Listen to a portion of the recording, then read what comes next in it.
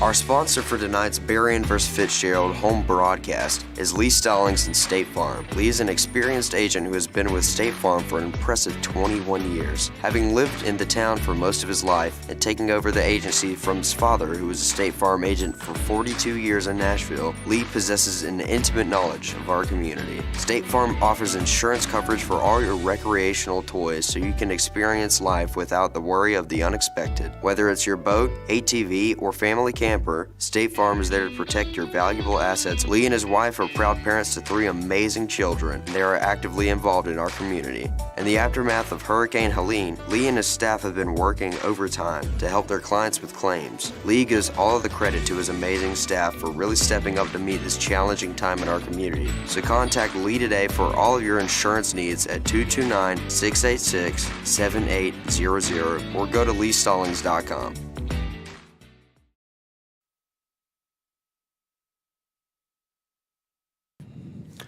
We'd like to welcome everybody here tonight at Raymond Jones Memorial Stadium as Berrien County will face the Fitzgerald Purple Hurricane tonight here in Nashville, Georgia. From all the bad weather and everything else that's happened through Nashville, I'm not exactly sure what all's happened tonight. I do know there's a pink out tonight, correct, Danny? That's what I heard. And I believe it's also rec night, right, Logan? I see a lot of little kids in the stands. They're over there on the behind the baseball field where they typically set up. So I believe it's rec night. Yeah, so for, bringing you the action all night long tonight, Scotty Sumner, Danny Roberts, Logan Sumner will be on the sidelines tonight. Evan Sumner just got up here in the booth with us. Will be helping us with stats and trying to eye a few players and everything else. Wendy Marsh will be on the stats tonight for us, as always. And what an exciting night of football we have for you tonight, Danny, is, Berrien County is 0-6 so far this year. And we're going to face a very, very tough Fitzgerald team tonight, coming off a big loss last week to Thomasville, and it was a very lopsided, very one-way game against Thomasville. I believe it was in Fitzgerald, too, a home game for Fitzgerald. So, we got our job out for us tonight. Yeah, but, typically in the past we have played Fitzgerald pretty good, pretty tough, Yeah. Let's just hope it's the battle of David and Goliath tonight, and maybe we're David. That's all I can say. Yeah, I hope so. Like I say, and like you said, I don't know how it always manages to happen. We always play Fitzgerald well. It's always a close game, and that's what we're hoping for tonight. We're hoping we come out and we compete. We come out and give them all we got tonight. And that's next to the last home game. Taylor, help me out here. I know I'm putting you on the spot. It's not our next last home game? Nope. We play Fitzgerald here. We go to Brantley next week. Thomasville comes here. And then we have homecoming. I thought we went to Thomasville. It's not what the schedule I've got says. Okay. Taylor? Yeah, I was thinking we went to. I thought we had 2 home and 2 away. I don't know. I hope you're right, Logan. No, I think Logan's right because according to this schedule that they posted, them are the Touchdown Club 1. Yeah. At Brantley on the 25th versus Thomasville for senior night on November 1st. Okay, good then. And then we are making up the Jeff Davis game on November 8th. I was curious how they were going to do senior night, and homecoming on the same night. I was curious how they were going to do that because I don't know why I was thinking Thomasville was in Thomasville.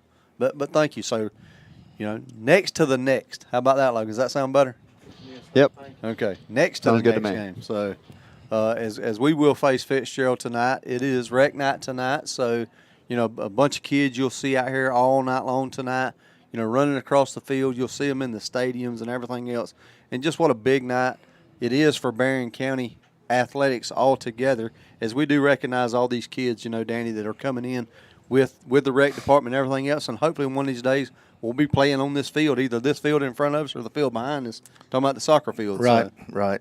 Hey, it's always exciting to see these kids. I mean, they love it when they get to come to this beautiful stadium and run across this, immaculate grass. It's as good as I've ever seen. And I know we hadn't played at home for a while, but, we did get to witness the middle school winning. Yes. And winning it all. It was a great game. It was very exciting. That being said, hopefully we're going to get one of the coaches. I know The head coach, Coach Jordan Stokes, is unable to be with us here tonight.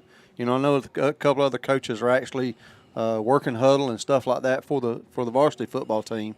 But I think we're going to hopefully get one of the coaches to come up and speak to us a little bit tonight, about the middle school season, and the middle school championship and all that they won Wednesday night. That'll be great on air and all tonight. One thing, let's make sure we do touch about it. I know y'all seen the commercial when it come out. Make sure we mention our sponsor tonight, which is Lee Stallings and State Farm Insurance.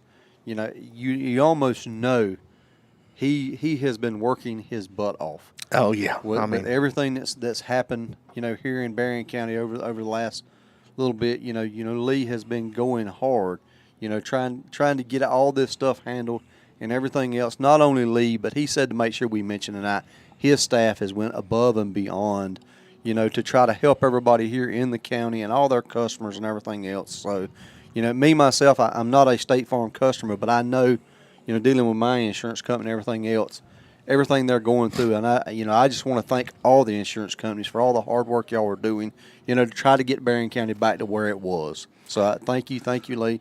Thank you for sponsoring the network, and we appreciate everything you do. So. Well, Lee is actually my agent, and I want to say he's the best guy around, man, because I'm fixing to have a claim, Lee, and hint, hint. You're pretty awesome, man. Hey, you got to look to your right there. Our in-house insurance agent. I forgot about Evan. So all that being said, we got about 23 minutes before kickoff here, Logan. Right quick, something we like to do. We like to touch on the teams we are facing, that Friday night. So take over here and tell us a little bit about Fitzgerald. Well, as it has been since 2017. Fitzgerald's head coach is Tucker Pruitt. I believe he's the son of the other coach Pruitt. I don't remember his first name. That won 7 region titles there. Evan, the other coach at the other Pruitt. Robbie Pruitt. There we go. Robbie Pruitt. And their dad was a coach too. Oh, well, I didn't look that far back. Yeah. So Fitzgerald is 76-25 under Tucker Pruitt. And they have made the playoffs every year under him. Which honestly, they've made the playoffs every year since 2000. So, heck of a stretch there. Yes. But under Coach Pruitt, they've had 3 finals appearances, 1 state title win, and 2 of their seasons have ended in the semifinals. So, they go deep and they play for a while. Yes. Overall, like I mentioned, they made the playoffs every year since 2000. In their program history, they have 20 region titles, but only 2 state titles. Yeah, and then you corrected me because I thought was it 2020, 2021? Yeah, it was a few years ago. I don't remember. Yeah, when they won, I thought that was their first one. So I stand corrected. I thought that was their very first state title. Well, and then the unfortunate stat, Berrien is only 5-38-2 against Fitzgerald all time. So if we can pull off a win here. Look at the camera. Look the other way. Yeah, there you go. I don't like having to look at the camera because I don't know what to do. But that's really all. That was the last notes I had. We don't have a fantastic record against them, but no time like the present to turn it around. Yeah, I agree. All right, Danny, something we always like to do. I know that this is tough to try to come up with, and I'm throwing it at you raw. What does Berrien need to do tonight, to stay in this game and have a shot to win this game? Well, I've just got to be honest. We've got to tackle. We've got to tackle at the first hit. We can't. If we can't get him down, hold on till somebody can get help. We definitely have got to execute on offense a little better than what we've done. We had some opportunities last week. Yes. Blown opportunities. This is a great program, and they've been great, for years. They're a nemesis to us. Always. Every year. And I just hope we come out with something that we haven't done, something a little bit different that maybe changes it up, just to catch them off guard. Yeah. Just a little bit to, make them scratch their head a little bit. And like I said, anything can happen. Yeah. Anything can happen. Well, some of the, stories we've heard, through the grapevine, people that we know, throughout the athletic department and stuff like that, family and friends, stuff like that, we're hearing, even though we seen a little different last week, a little more passing, we're hearing that you may see a little different offense tonight as they are trying. Coach is saying it, evidently it wasn't working, so let's try something different. As my understanding is what's going on. We're going to try to get some more players, some more of our speed guys in there involved on the offense. From what I'm understanding, we're going to try to move the ball a little differently tonight, and hopefully we get some success with that tonight. That's what we're hoping for. So, but like you say, this Fitzgerald team is a tough team coming off a tough loss to Thomasville, and you would almost wonder here, what is their mentality, and is Berrien County ready for that? Because you'd almost think they're going to come out swinging and swinging hard. Question is can we kind of absorb that a little bit and then react to it well? So yeah, I mean, they got beat up against Thomasville last week, and I'm sure that they had a pretty rough week of practice. Yes. I mean, Pruitt proved he's a great coach and knows how to bounce back. So yeah, they're going to be coming for us. I mean, yeah, they are. They are. So all right, so we got about 19 minutes left here, and they are going to do rec night here in a minute, and they'll be running out the helmets. So while we got a moment here, let's go ahead and get into the Southern Body Works picks of the week. Now, I haven't told anybody yet, but I will go ahead and tell everybody. Standings last week. I did write them down. All right. Tell me I won. I doubt it. Probably not. Danny had 14 points. Evan had 11. Logan had 9. It wasn't very good. And Scotty had 14. So, Danny, me and you were tied. Oh, look at that. Danny, I guess you did win. Look at that. I'll take a tie. Now, the question is where are my picks at this week? Somewhere I see them now. There they are. That's right. He loses them all if he can't make them. There you go. And just for the record, Scotty cheated off me last week. That's what I did. It's the only reason. So, Logan, you want me to run it down here or you got it down there? I can do it. I got my picks. So, go ahead and you can start it right now. Southern Body Works picks of the week. All right, so last week's one of the teams the game of the week and cost me 2 points. Houston County goes to Coffee. You know what? Coffee lost to a very good team, maybe a state championship team, maybe a national championship team. In Lee County, I'm taking the Trojans at home. Well, I agree with you. I'm gonna have to go with them. I did not realize how good that Lee was. Yeah. I've watched their running back on highlight film because he's committed to Georgia, and I'm a Georgia fan. Mm-hmm. That cat's awesome. So I got to go with Coffee, though. All right. Well, I kind of agree with y'all. I think last week, that Coffee County just wasn't prepared. This game will be at home. A lot of damage over, in the Douglas area and stuff like that. A lot more to play for at home than what it was on the road last week. That being said, I like Coffee County at home tonight big. Evan? Nope, not yet. Got me? Gotcha now. Gotcha. So I think Houston's taking this one. Okay. I hate to say, even going on the road, I think their defense is that good. I think the defense keeps them in wins. All right, Logan. All right, so next up, Clinch County goes to Irwin. I called it last week. Brooks was going to give Clinch the business. I wouldn't be surprised if Irwin was to – they may have already played Brooks. I don't know. But if Irwin was to give Brooks the business, so I'm taking the Indians here at home. Danny boy? Yeah, I'm going to have to say Irwin County. Like I say that all the time, where they keep getting kids at, I have no idea. Yeah. It's like they're coming out of the woods over there. They're good every year. Irwin County Indians. Yeah, I agree with you. Give me the Tribe over there on the reservation. They're tough to beat at home. Give me Irwin County. Yeah, even though Clinch did look well over here, I just don't think they're going to have the same night that they did that night tonight. So I'm taking Irwin. I like it. So next up, Camden comes all the way to Lowndes County to face the Lowndes County Vikings. And I'm very happy my wife is standing in the stands and not listening to me because I'm taking Camden County to come over here and get it done. Surprising pick, Logan. Surprise.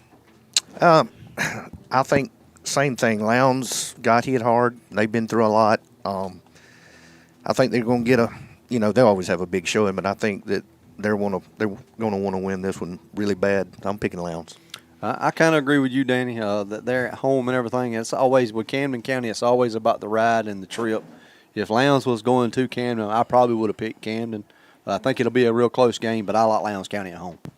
I definitely know if it would have been in Camden, I was taking Camden because I all but took them still. Yeah. But I'm like y'all. I just think that ride over being in the the Concrete Palace. Yeah, Concrete Palace. Stone Cold Yeah, Palace. Stone Cold. There we go. Heck yeah. I like it. Be I even like better. It's going to be Stone Cold tonight over there. I can tell you Hey, that. they might rename it now. Yeah, they maybe. might. But yeah, I think Lowndes, I just think they're going to be too good at home to let Camden come in. I think it's going to be a close game, but Camden's not going to be able to pull it off. All right, Logan. Next up, we have two surprising teams. Miller County goes to Mitchell. Both teams having a great season this year. And I'm taking the Miller County Pirates. I believe they go over there and get the job done. Good pick, Logan. Like I said, they're both having a good year, but I'm thinking home field advantage for this one, and I'm going to go Mitchell County. Yeah, I kind of agree with you, Logan. I think the Pirates have got something going on this year, so I like Miller County on the road to win. I didn't know anything about either of these two teams, and with the fact I've been chasing Danny all year long, I'm glad we had the same thought process. I'm going home team Mitchell just because I didn't know anything. All right, Logan. So now we have Valdosta going to Richmond Hill. 2 weeks in a row, Richmond Hill made our sheet. Yeah, I can't believe that. But you know what? They've had a great season so far. I think they lost to Camden last week. I know they got one loss. I can't remember if they went in with one or not. But they're losing to Valdosta tonight. Danny boy. I got Richmond Hill, man. I don't know. Little birdie told me. I don't know. Yeah, I like the pick right there. I mean, it's a good little trip all the way up there to Richmond Hill. Same thing, that long that ride. long ride and everything else. I think Valdosta is just their defense is going to play a little better tonight. I think they go up there and they get the job done. Give me the Wildcats. Yeah, this was another tough one. I almost took Richmond Hill for the same reason, just the home team on the long drive. But kind of like you, Dad, I think Valdosta's got that good of a defense. I think it keeps them in the game, kind of like with Houston, taking Valdosta. Yeah. All right, Logan. I told y'all Atkinson County would make our list again.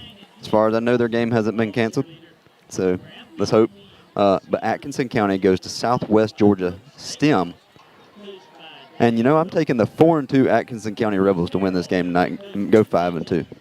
Danny boy. I agree. I think Bobby Jones has got something going over there. Trying to turn the program around a little bit. It's worked for him. I'm going with Atkinson County. Yeah, I kind of agree with y'all. I think they got it going on over there. They are working to rebuild their program over there. They've dropped out of region, and they are working hard to build. And that being said, I like Atkinson County on the road to get the win. I do too. I don't know why. Something about I think Atkinson's going to go over there tonight and have a very good night, and I think people are going to be surprised at how this one turns out and just how bad they beat them. Yeah. All right, Logan. Sorry, guys. Swainsboro goes to Vidalia. If I'm right, these two teams are struggling a little bit. I'm taking Vidalia at home. Yeah, I'm taking the Onions at home. Yeah, I agree with you. I think both teams are struggling. When a game like that's going on, you almost got to bet on the home team. So give me Vidalia.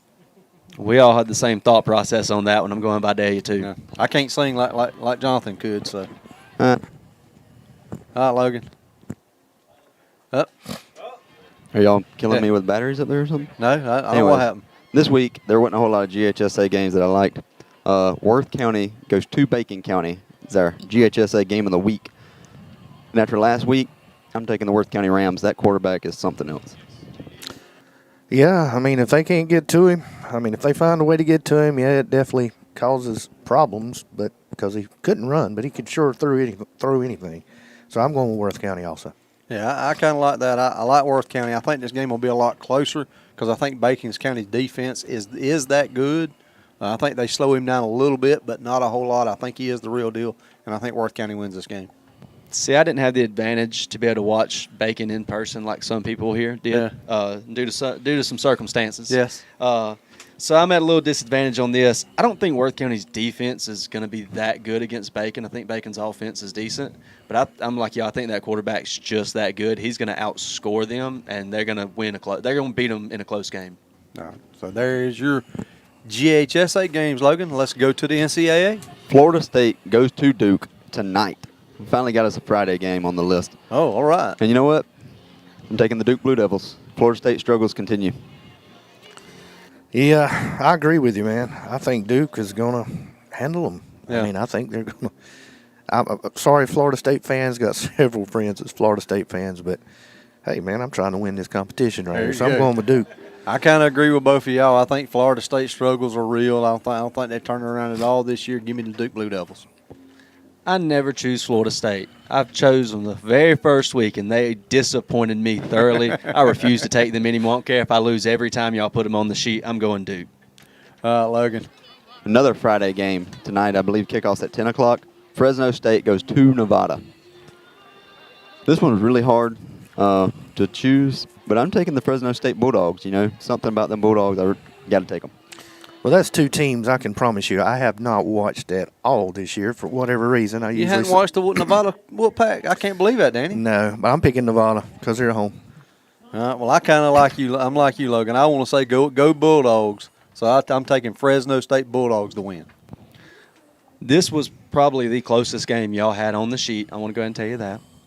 Oh, I'm going to pause. Okay, I think they're giving a prayer. We're going to pause right quick.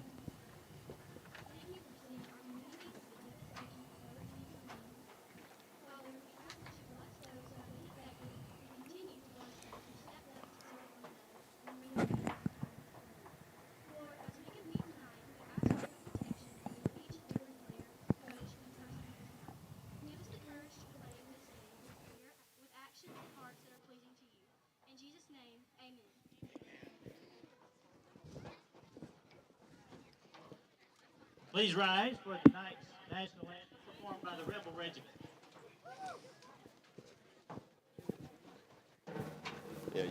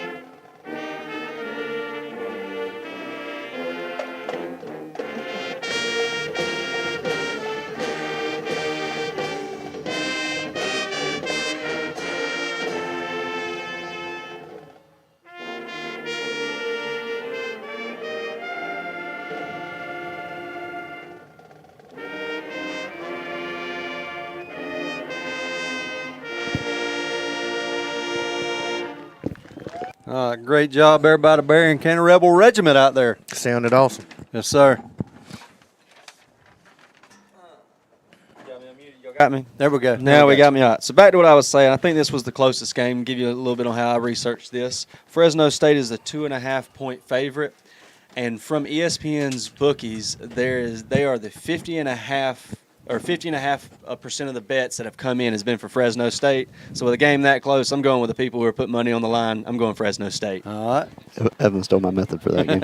What about who bet on Vanderbilt? They're rich right now. All right, They go are. ahead, Logan. So Miami of Florida goes to Louisville tonight. And Miami's been getting lucky, and they've been good. But I'm taking Louisville today. Or tomorrow. I was going to pick Louisville at home. I don't know, man. Every time that I try to pick them, they let me down in the games that I think they're going to win. I think they could win this game, but I think Miami, Florida. I think the Hurricanes is going to win. I'm going with Hurricanes. Well, I'm 10-23. 10-23. Be his birthday. He loved them. And so for that, I'm picking his closest birthday. It's all about you. It's all for you, Daddy. Oh, there you go. This was a tough one, but I don't know. I think Miami's got a little bit better offense. I don't think Louisville's defense is going to be able to slow them down that much. I think it's going to be a very close game, but I'm going to take Miami as well. Yeah, I don't think it's a blowout at all. Yeah. No chance it's a blowout. Next up, I picked it. I put it on here because of the spread. Auburn goes to Missouri. Did anybody choose Auburn? Oh, no. No. Not a chance, No, sir. everybody Missouri's takes about Missouri. to dog Yeah. them. South Carolina goes to Oklahoma. I could ask the same question, but South Carolina's played some close games. Oklahoma has looked honestly bad for Oklahoma standards. Yeah. But I'm taking Sooner here. Danny Moore? Here again, I mean, I've seen Oklahoma play really good at times, and I've seen them play really bad, but I don't know. South Carolina, I mean, what a close game last week. I'm just picking the Sooners at home. I'm just going with it. I think this is the first year coming into the SEC for Oklahoma, and they're realizing it ain't just as easy as it's always been. Oh, no. They find out again this Saturday at home and get embarrassed. South Carolina wins. I hope South Carolina wins. I really do. I hope so, too. I got a buddy at work that's a huge South Carolina fan. See, I mean, it's one of them. I do think South Carolina struggles to close games out. I think sometimes they try to play not to lose instead of playing to win. I hate to say it. I just think Oklahoma's defense is that bad. I don't think South Carolina gets the respect they deserve. I think South Carolina doesn't have to worry about closing the game out, 'cause I think they blow them out. All right, Logan. All right, so Michigan goes to Illinois. I don't know that Illinois has played anybody, so I'm taking the Wolverine. Yeah, I mean, Michigan's not the Michigan of last year for sure, but I'm still picking the Wolverines too. Yeah, I just don't know that Michigan is not nowhere near the team they have been over the years. So that being said, there's always different things that happen every week. Give me the Fighting Illini at home to upset Michigan. Dad, as much as I kind of hope you're right, I think Michigan understands they're not as good as they've been. I think they understand that Illinois isn't necessarily a bad team, so I don't think they come in here overlooking them. I think they know it's going to be a close game. I think they pull it out.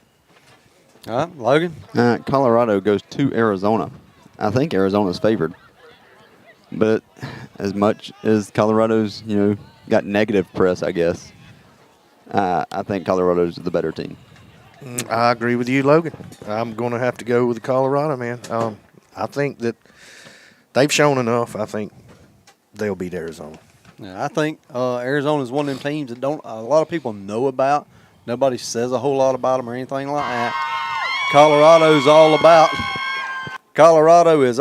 Deion, and I think Deion gets his feelings hurt in Arizona, and Arizona wins. Hey, real quick, I want to shout out our captains of the game. We got number 40, Connor Bullard, number 31, Samari Kamen, and number 1 is Trayshawn McQueen. There we go. So, as much as I really do, I hate to say I hopped on the Colorado bandwagon. I hope to see them win. I just think their offensive line ain't that good. Get some pressure to Sanders. He kind of falls apart. I'm going Arizona. All right, Logan. We losing? You still down there? I'm here. I'm doing some other stuff. Okay. LSU goes to Arkansas. I could probably also ask the same question here, but Arkansas is kind of like South Carolina. They'll surprise you. But I'm taking LSU. Yeah, LSU. Yeah, go Tigers. I think Arkansas may have a chance, but I'm going LSU. All right, Logan. All right, so next game probably should have been game of the week, but I expected at least 3/4 of us to probably pick with the same team.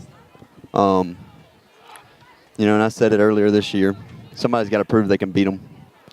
Georgia goes to Texas.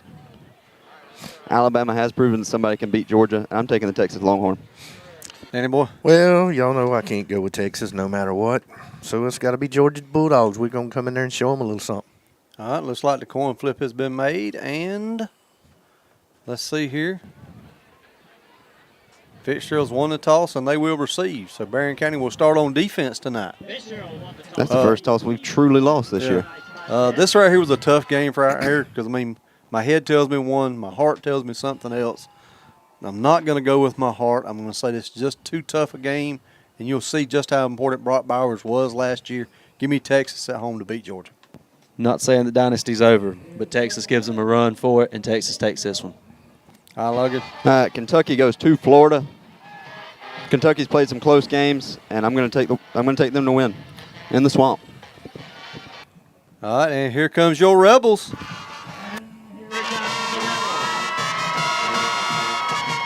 As they'll be followed by all the rec teams out in the Berrien County Rec Department.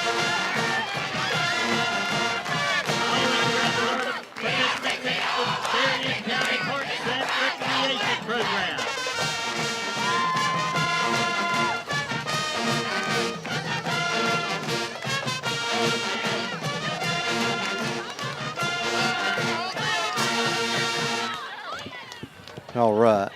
As you see them come across right here, let's finish. We got 3 more games here. Danny, Kentucky, Florida. I don't think Logan picked it. Oh, he already picked it? Yeah, he's taking Florida.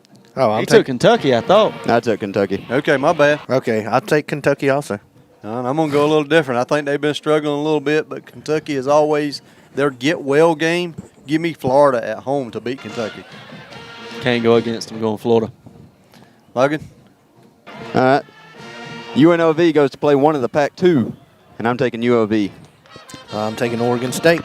Yeah, I'm like you. I'm going with you, even though they lost their quarterback this year. Give me UNLV. Due to losing the quarterback, I'm going Oregon State. All right. All right, our NCAA game of the week, Alabama goes to Tennessee. Coach Briss is going to be very proud of me because I'm taking. You went out right quick. But I'm taking Tennessee. Okay. Okay, well, goalposts come down again, Tennessee. Like both them picks. I just don't know that Tennessee's ready, though. Give me Alabama on the road. Depends whose quarterback plays better. I think having a young quarterback is going to hurt him in a big game. I'm going Alabama. So that is your Southern Body Works picks of the week, just in time as they are getting the helmet off the field. And we will get ready for some football here as they got 12 minutes up on the clock and Berrien County is ready to kick this ball off. And tonight, guys, you're going to see Berrien County as they have their names on the back of their jerseys. So that makes it easy for me and Scotty. Yeah. Which I love these jerseys, too. I mean, the numbers are big and bright, and they're bigger numbers in white. Well, not all of them have their name. Yeah. Some of them do.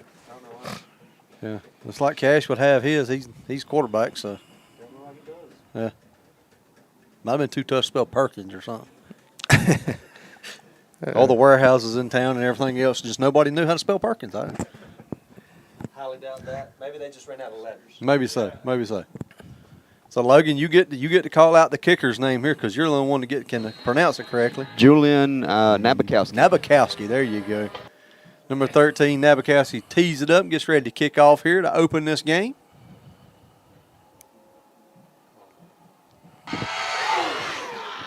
Nice kick. It'll be fielded right at the 10-yard line. 25-30.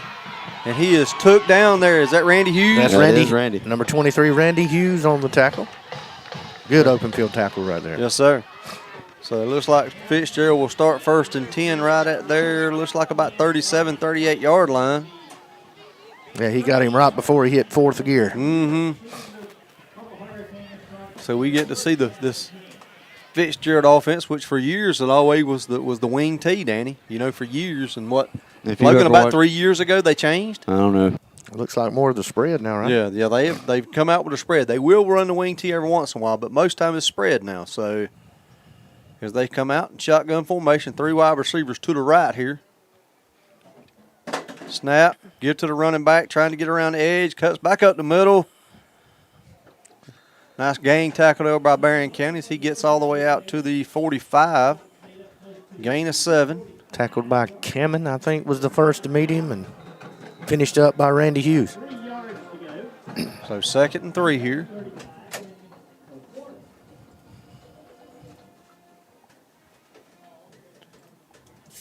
That's one thing that kind of caught me off guard right here is I'm so used to Fitzgerald going fast too. They went into the huddle. Kind of flipped our formation here. Got 2 wide receivers now to the left. And I think he's saying the play clock's not running. Mine is. Yeah, ours is, just not the one on the scoreboard. So it's like the White House having a conversation here with the coaches. Let's see here. Yeah, you died, Logan. Hold on. 2 batteries right there. Danny boy. See if we can get our mouth on the sidelines back going. Can we leave him off, actually? Actually, no, we can't leave him off. He might not like that.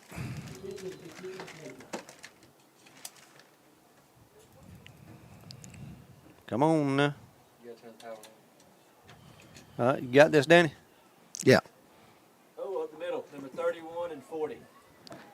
Looked like the quarterback just kept it himself. Looked like a design quarterback run. And I think, guys, they bring in 2 different quarterbacks. I think they kind of have a dual threat at quarterback. Made it to the Rebel 48-yard line. That's first down and 10 for Fitzgerald.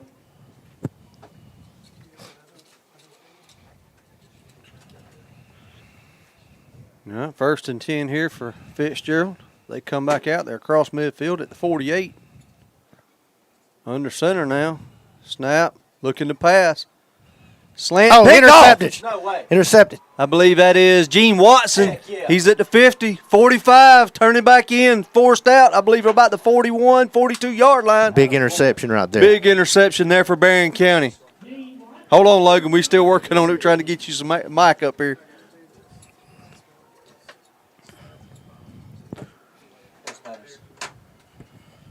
It's a great job there by Berrien County defense. If they get this first turnover of the game.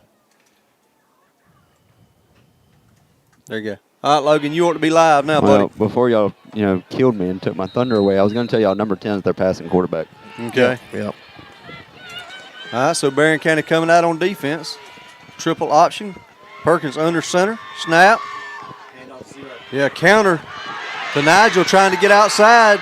He got to the 40. Like he fell forward to about the 38 maybe. Yeah. So gain of 3. 38-yard line. Going to be 2nd and 7 now. Second down and 7 yards to go.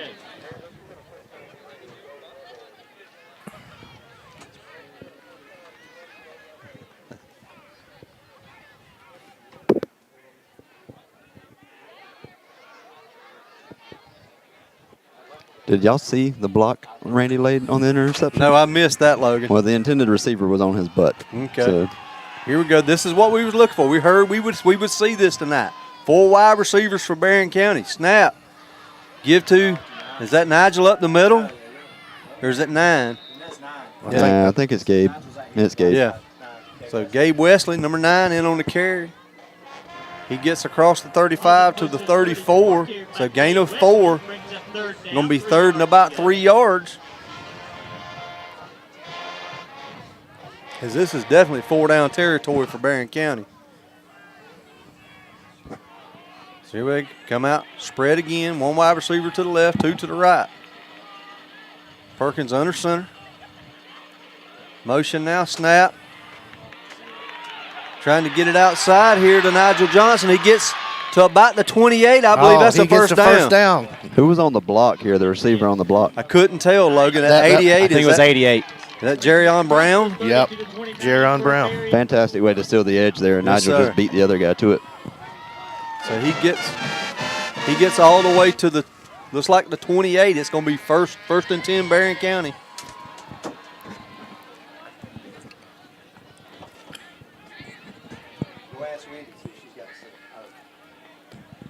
So Berrien County 1st and 10 at the Fitzgerald 28. Snap. Give to Wesley, trying to get to the right side, and he just has nowhere to go right there. Man, if he'd have kept that right there, he had the whole left side. Yeah.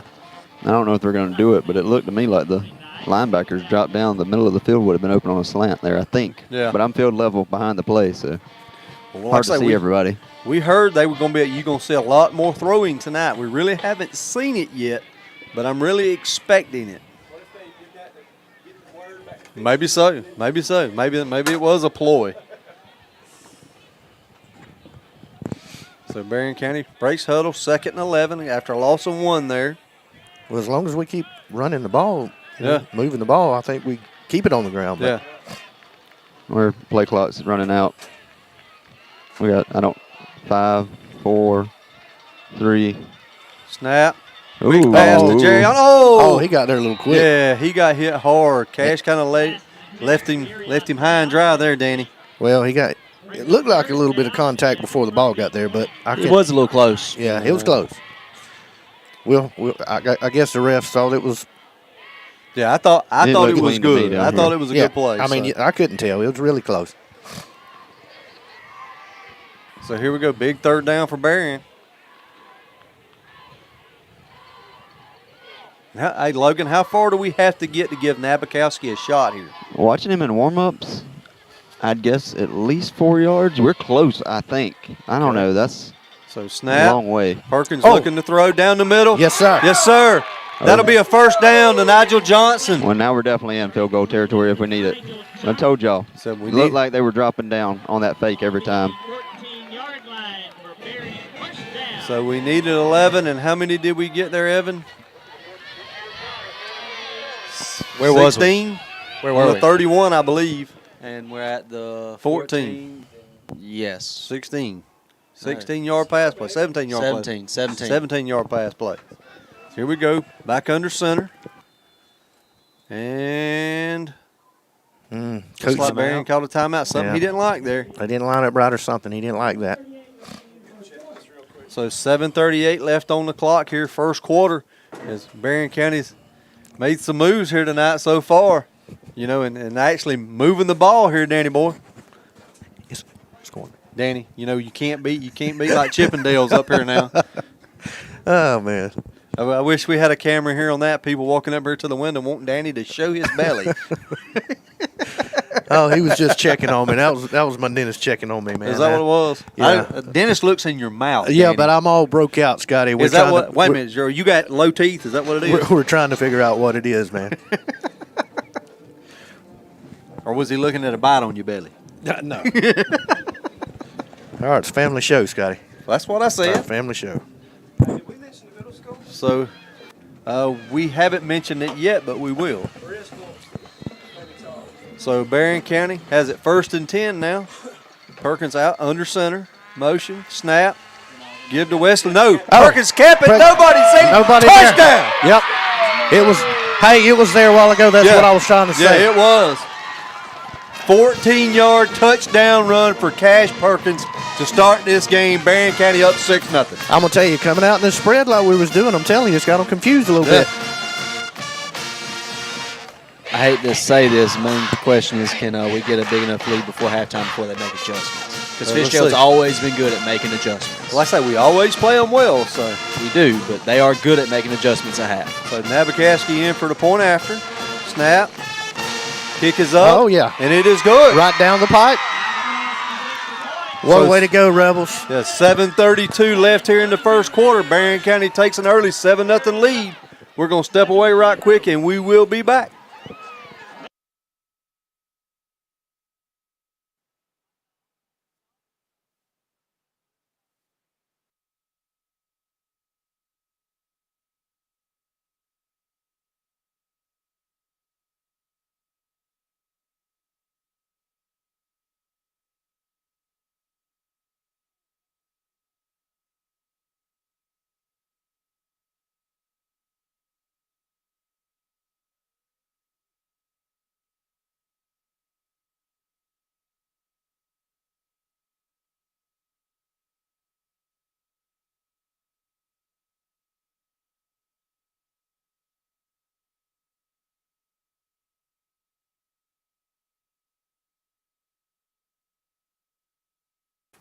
And we are back here as Nabokowski just trying to tee it up out here to kick it off as he tees up right there at the 40-yard line.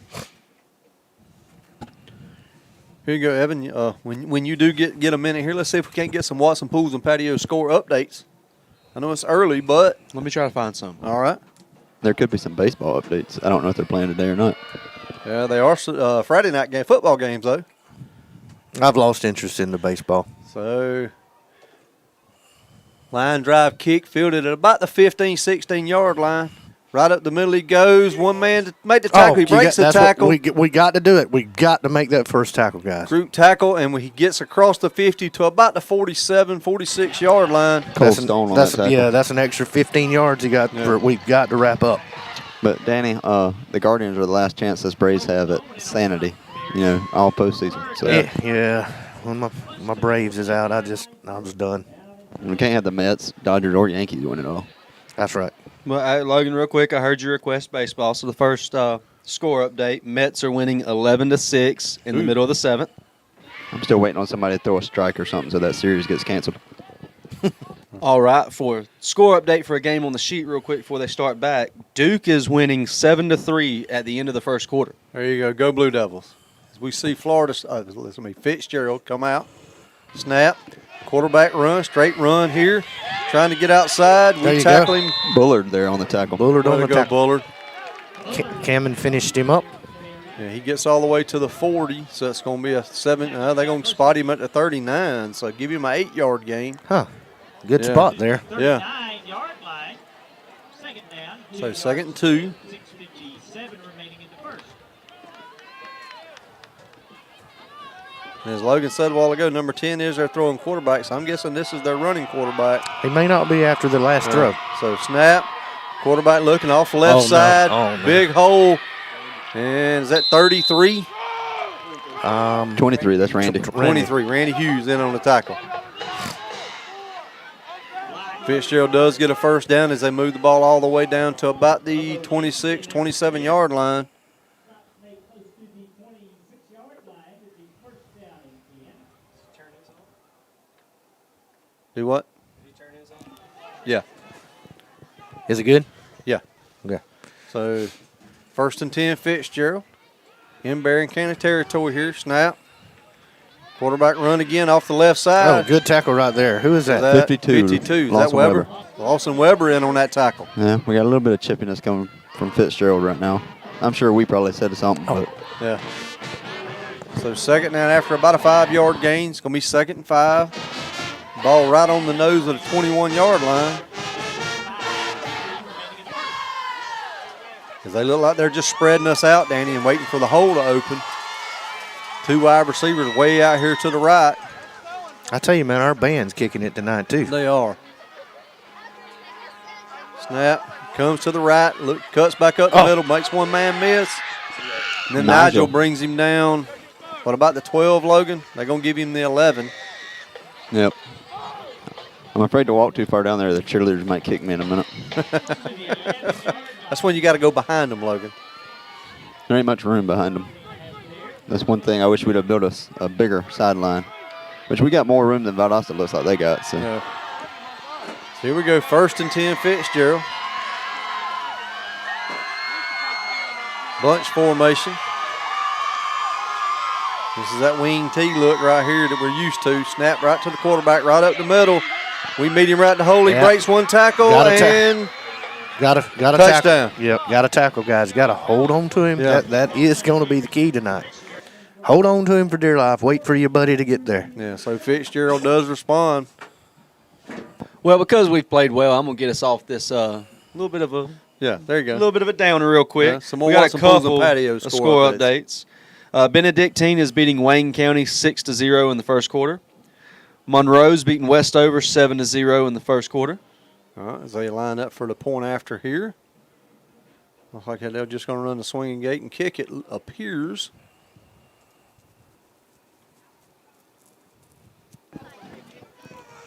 Hold on, Evan.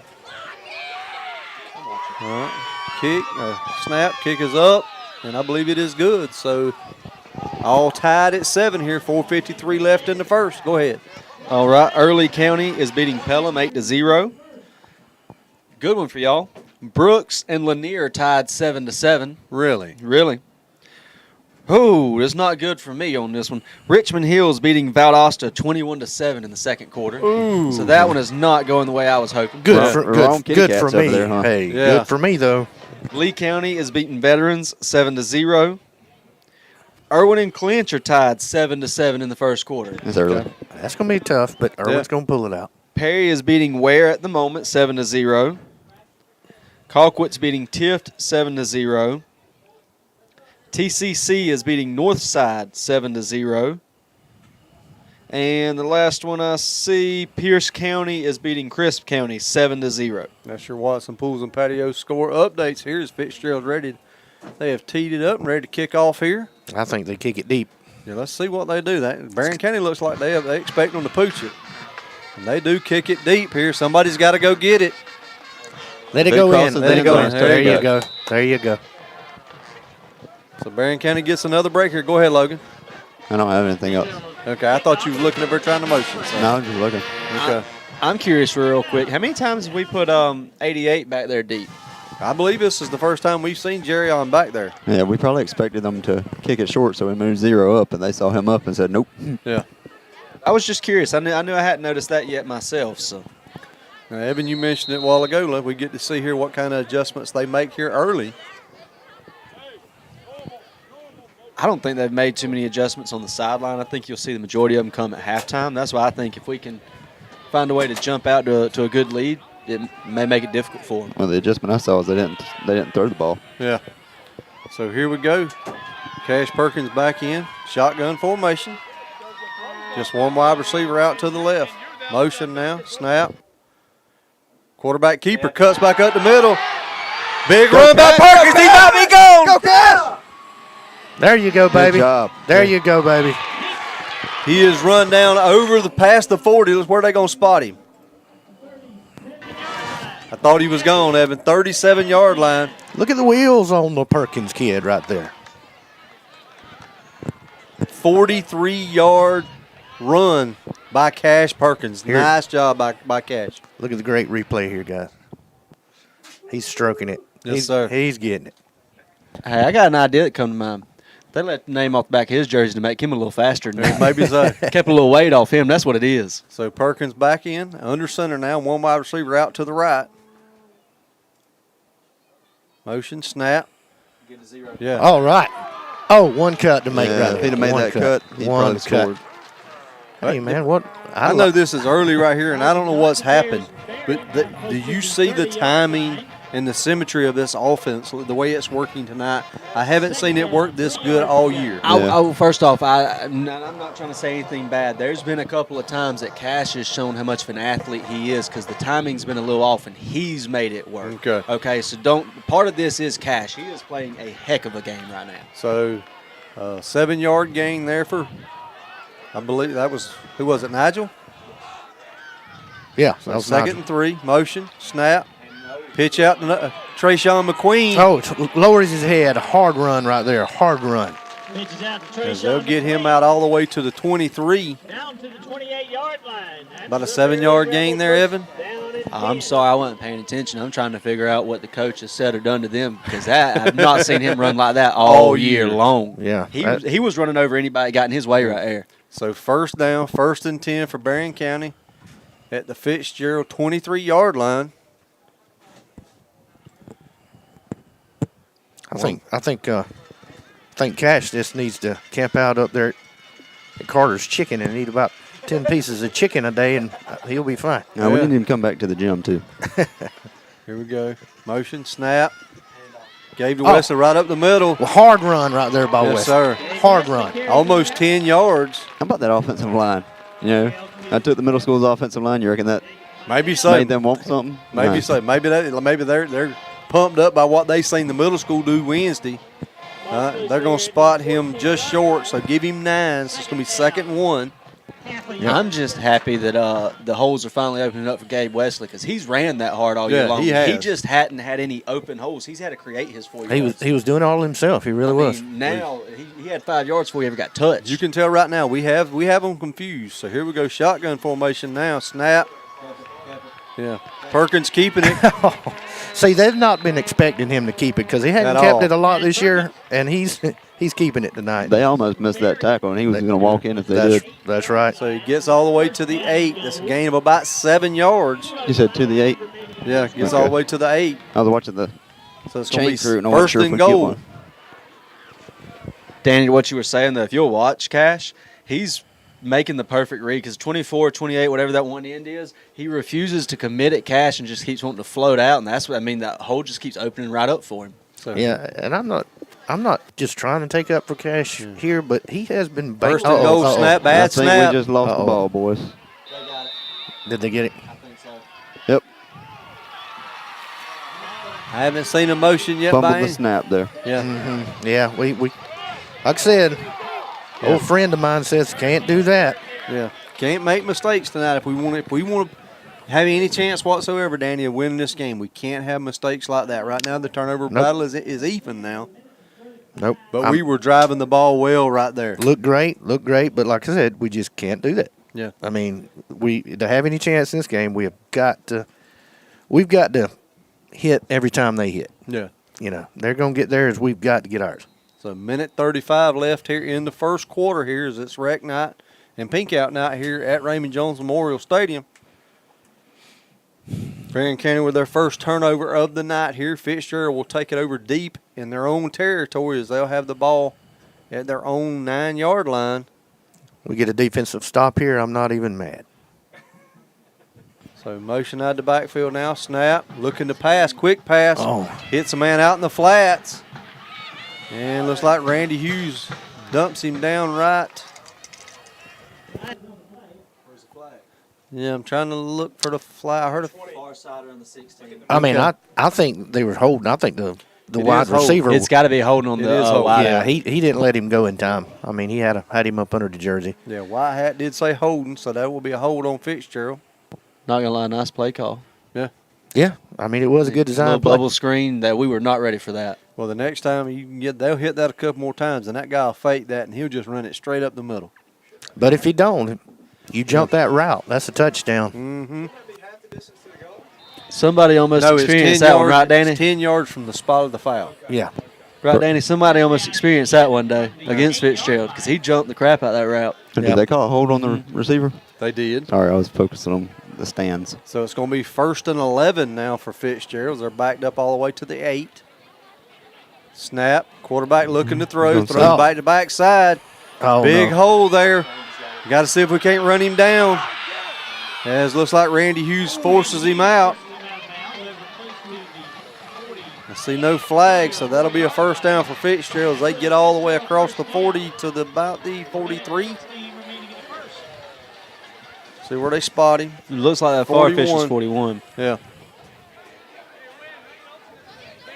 So Fitzgerald calls a little quick pass and gets out of the shadow of the end zone there.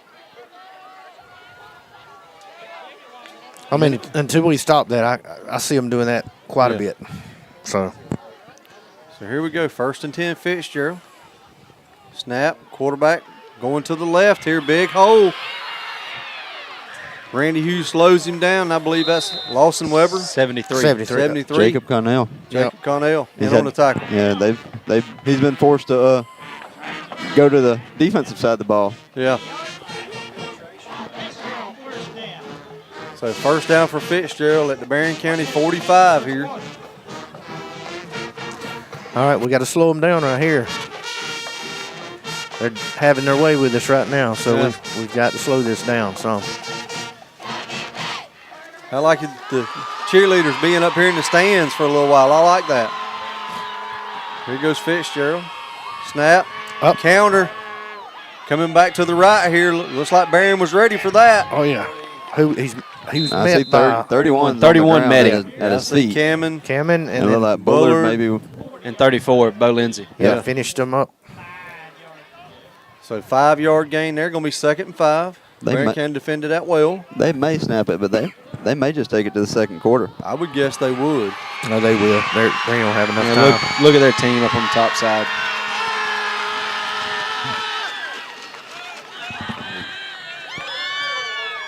Hey guys, 1 quarter, we're tied. There you go. So at the end of the first quarter, we are tied 7-7.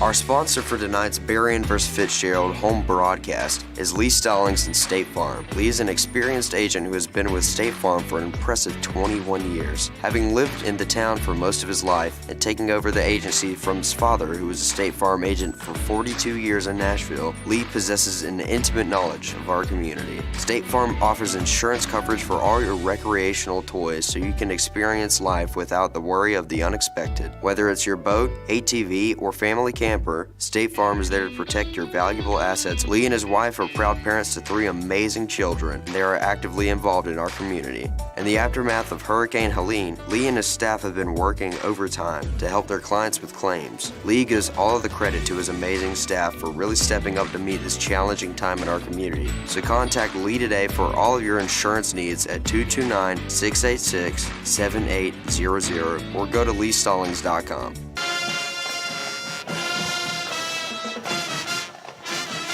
As we are back here for the start of the second quarter, all tied at 7 here. Fitzgerald driving, 2nd and 5.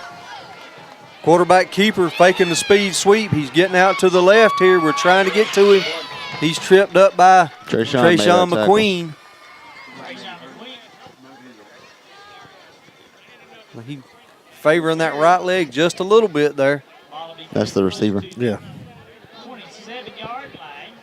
Fitzgerald first down. So 1st and 10 here for Fitzgerald as they move the ball all the way to the Berrien County 27.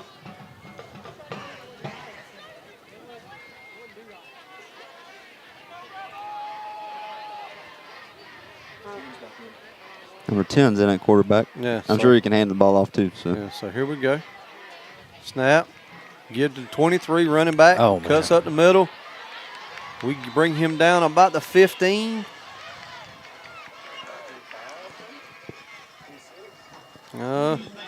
So give him the 14 there. Right now, Scotty, they're just beating us on the line right there. Yeah, They're right just- now they are. As 25 was in on the tackle. I believe that's Tay Lice. Yep.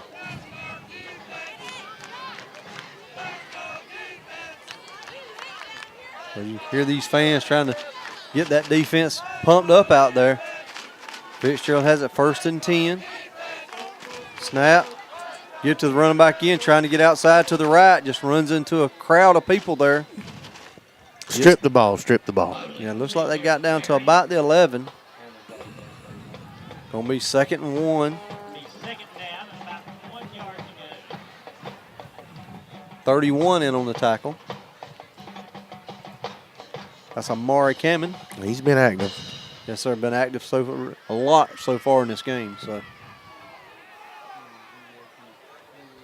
Fitzgerald has it at the Berrien County 6. Straight snap to the quarterback, looking for an opening here. Pushing forward. Touchdown, Fitzgerald.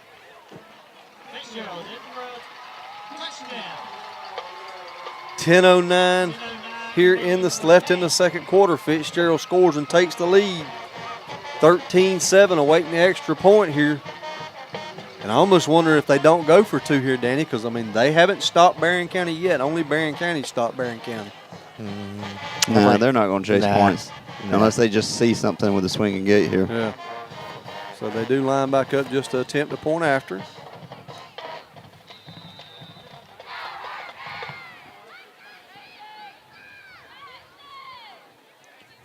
Snap. Kick is up, and I believe it's good. So 10:09 left on the clock here in the second quarter. Fitzgerald now has a 14-7 lead. Nevin, I believe you're going to give us some more Watson Pools and Patio score updates. If you want them. Yes, sir. Good news for me and you, my friend. All right. Richmond Hill is now only up by 7. It's 21-14 There in you the second go. quarter. There you Valdosta's go. bringing that one back. There you go, Wildcats. TCC's widening that gap 14-0 over Northside. Cairo is beating Doherty County 9-0. Warner Robins is tied with New Hampstead 7-7.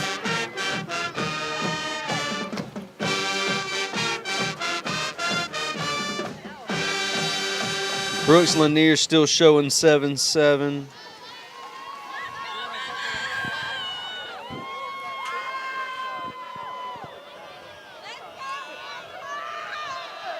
It looks like Fitzgerald's lined up to kick off here.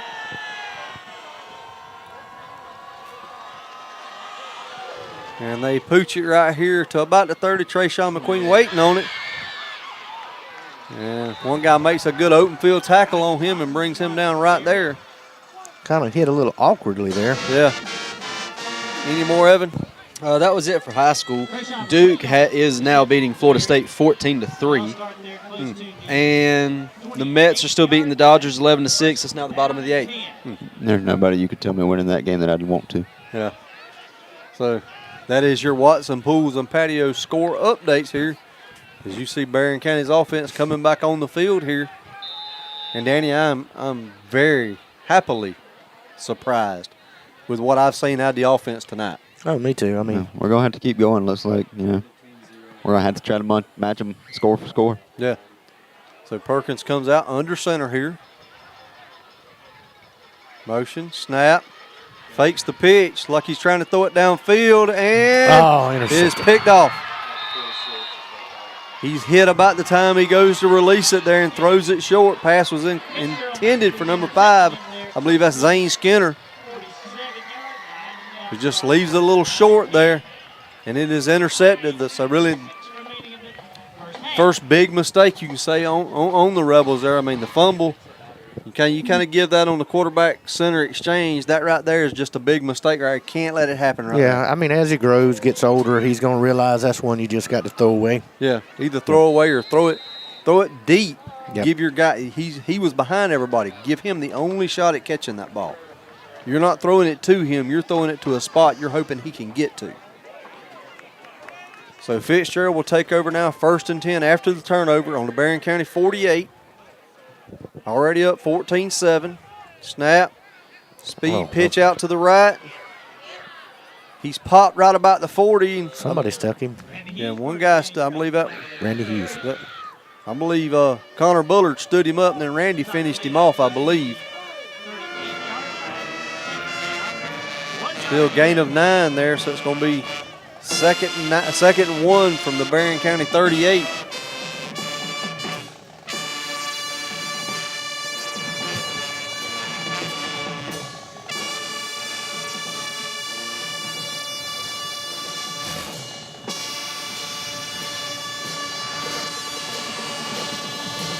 Here they go. They break the huddle here.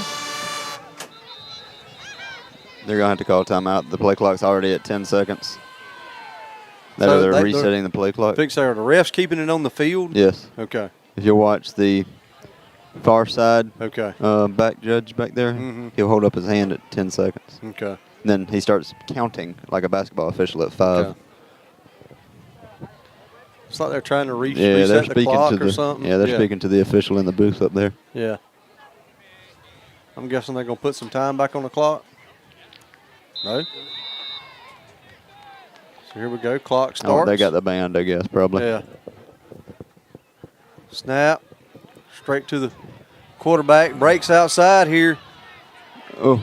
Breaks Should've one been a hold, tackle. I think, Randy personally. misses a tackle there, and he scores. Touchdown. Yeah, they got the band there for playing while the other team had the ball. Is that what it was? Yeah. I think you can play in between plays, but once Yeah. they broke the huddle, they had to stop. Okay. So 8:52 left here before half. Fitzgerald now takes a 20-7 lead. Hey, Logan, they were trying, buddy. They were Hey. trying. Yeah. I'm not knocking them. It's just Yeah. that's what happened. That's what we were waiting on. Yeah, I mean, I liked it. I loved hearing the noise in the background. So, I feel like we need everything we can get to help us out here. yeah. So as they line up for the point after here. Snap is good. Kick is up. Kick is good. I think that one went to the baseball field. So 8:52 left here before half. Fitzgerald now has a 21-7 lead here on your Rebels. We're going to step away right quick, and we will return.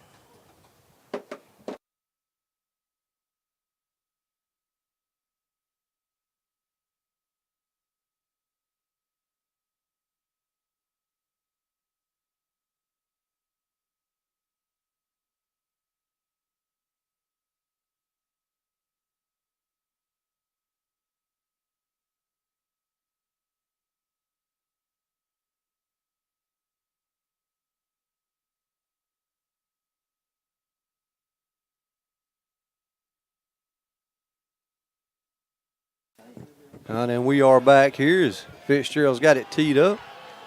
Looks like back deep is Jerrion Brown and Logan Rowe.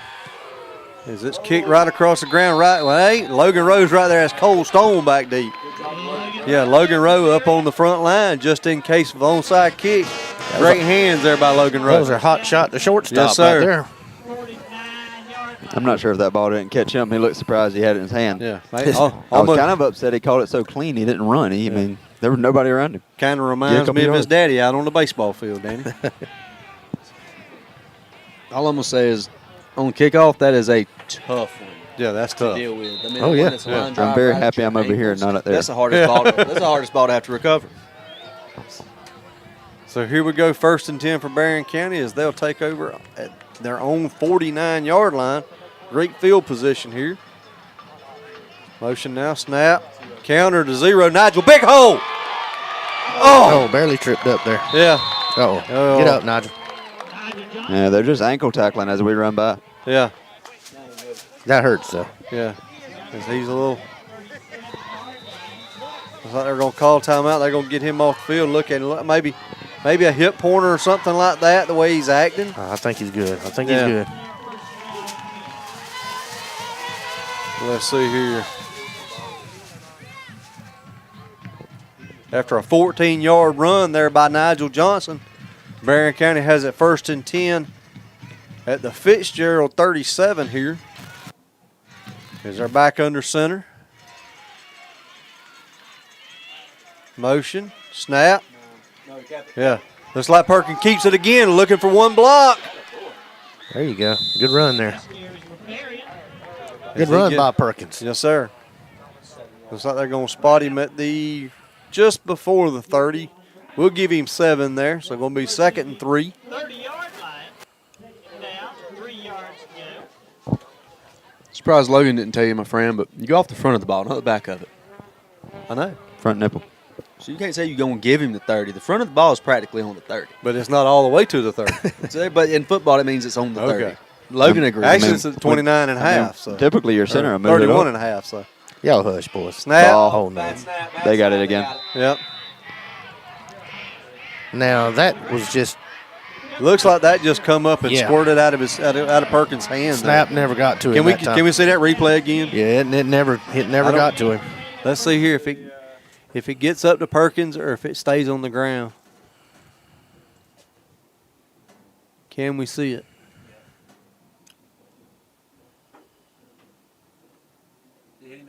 Yeah, just like it just squirted right through his hands there.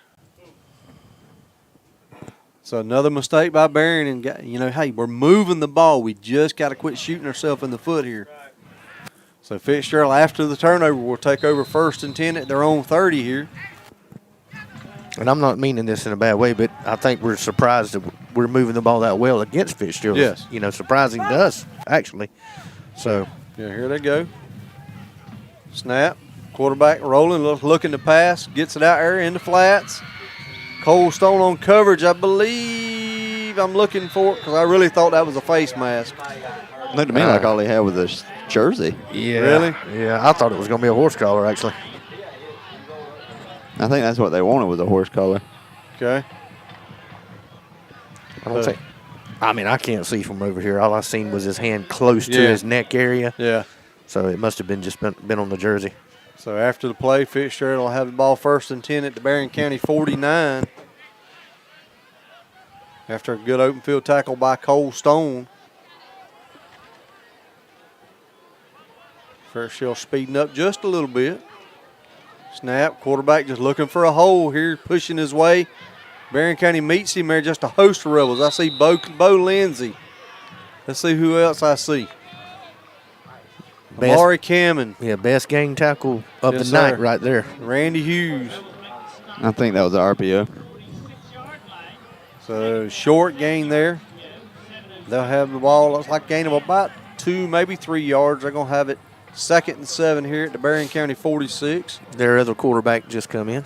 Yeah, 6:55 and counting on the clock. Berrien County down 21-7.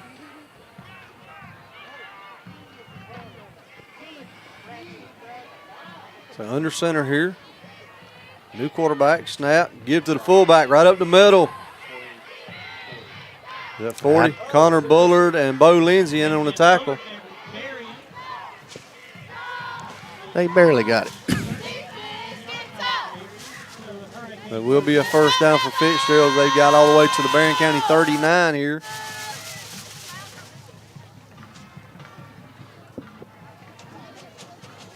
So we need a defensive stop here, Danny. Oh, yeah.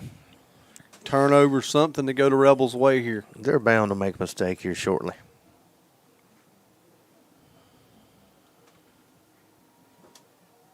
So here we go. Snap. Counter to number 4. But Bullard on the tackle. Great yes, tackle. sir. Great open field tackle there by Connor Bullard. Short gain of 2 there. So 2nd and 8.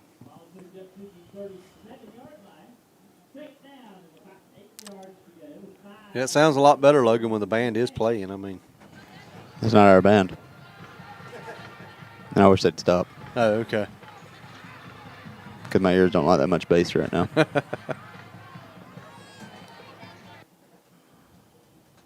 So 2nd and 8 here for Fitzgerald. 5:24 and counting. We come out here with a 4 wide receiver set, but with the running quarterback here. Snap, and he just goes straight forward. We meet him in the hole, and he just bounces through.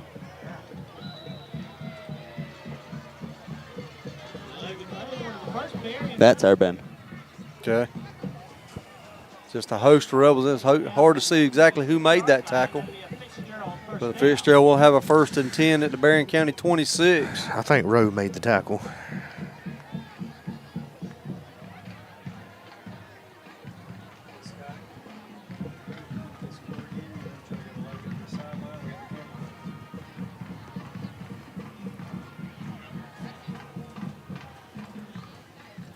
Here we go. Motion, speed, sweep here. See if we can get out there and make that tackle. He breaks one tackle, breaks another one. Touchdown. Touchdown, Fitzgerald. Well, I mean, I don't want to say anything really good about him, but that was a heck of a stiff arm right there.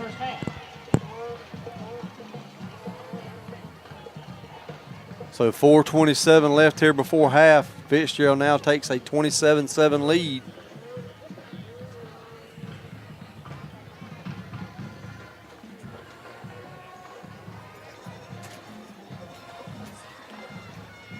As they await the point after here.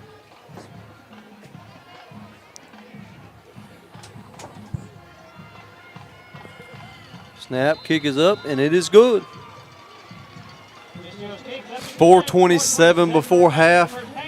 Fitzgerald now up 28-7. We're going to step away right quick, and we will be back.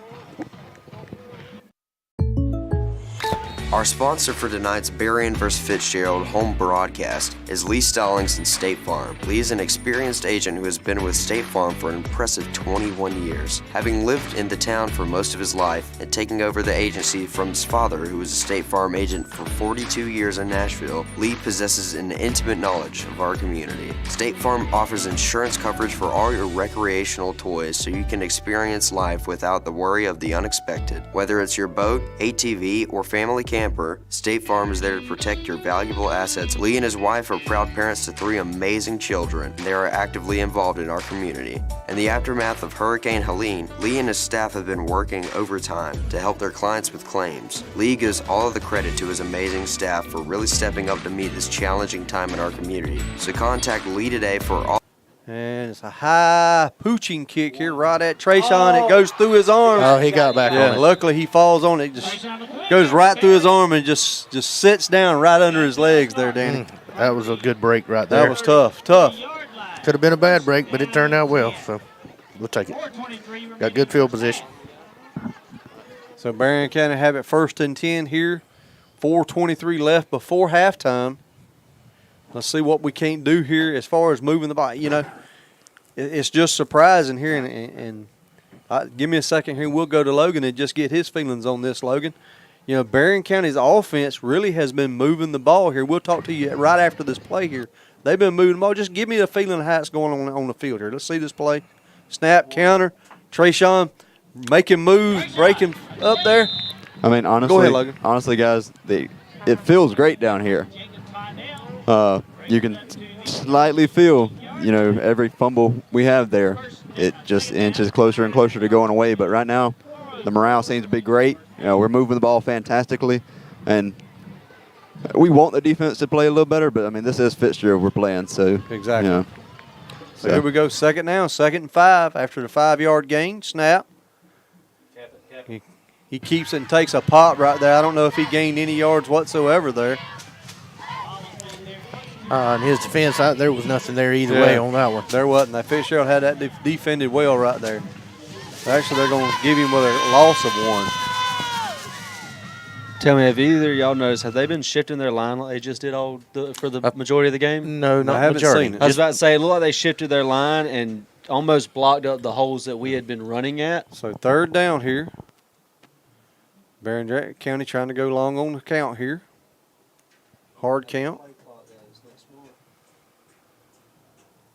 all right, we got 10 seconds left on play clock. We're dropping back into shotgun now. Go. Let's go, boys. 5, 4. Snap. Perkins Deep pass. putting it up deep. Going for Berrien. Oh, Just missed. Intercepted. Intercepted. At the 35. Guys, there's 50, nobody. 40. We got it's going to be Flag. a blindside block, I guess. Yeah, kid's Yeah. hurt. No, he's fine. He hit him in the face. Thank goodness. Hey, Andrew Carnes trying to bring him down before the end zone down there. I'm pretty sure it's going to be a blindside block. Yeah, it but will be a looked to me like he hit blindside him right block. in the It will face. come back. Definitely. You know what? If it hadn't have been for the turnovers earlier in this game right here, Danny, I wouldn't so much, and I don't dislike that. You had man-on-man coverage, single coverage out there. We seen what happened week 4 last. You put that ball up, Jerry on went up and high pointed and went up and got it. He looked like he just jumped just a second too early. He was a hair too early that ball on the was timing just there. past his fingers. Yeah. So I don't like the outcome of the play, but don't mind the play whatsoever. It's a good play call. Man-on-man coverage over there. There you go. Gotta try Hey, it. he had the inside, too. I Yeah. mean, he was on the inside. He blocked him out. So, I mean, So that's one of the turnovers. I don't mind that turnover right there. So Blocking the back is what they're going to call. yeah. So it will, after the interception, it will back up. Must have been a block I didn't see. I think it was the block you seen. It looked like it was his face to me, but Yeah. So the Fitzgerald, after the interception, will take over 1st and 10 at the Berrien County 48.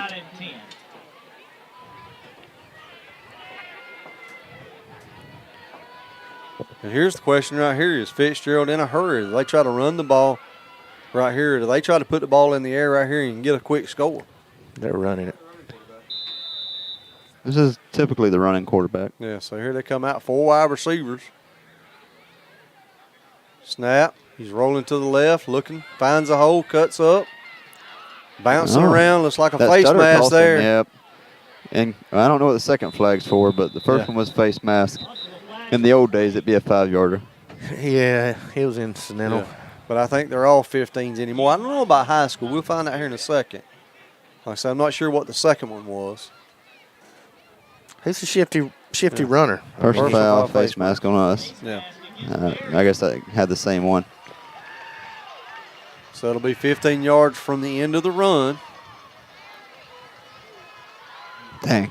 Such a small little nip, Yeah. too. It'll put them inside the 30 all the way at the Berrien County 28.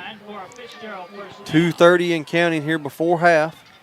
The Berrien County will get the opening kickoff here in the second half, so just need a defensive stand right here.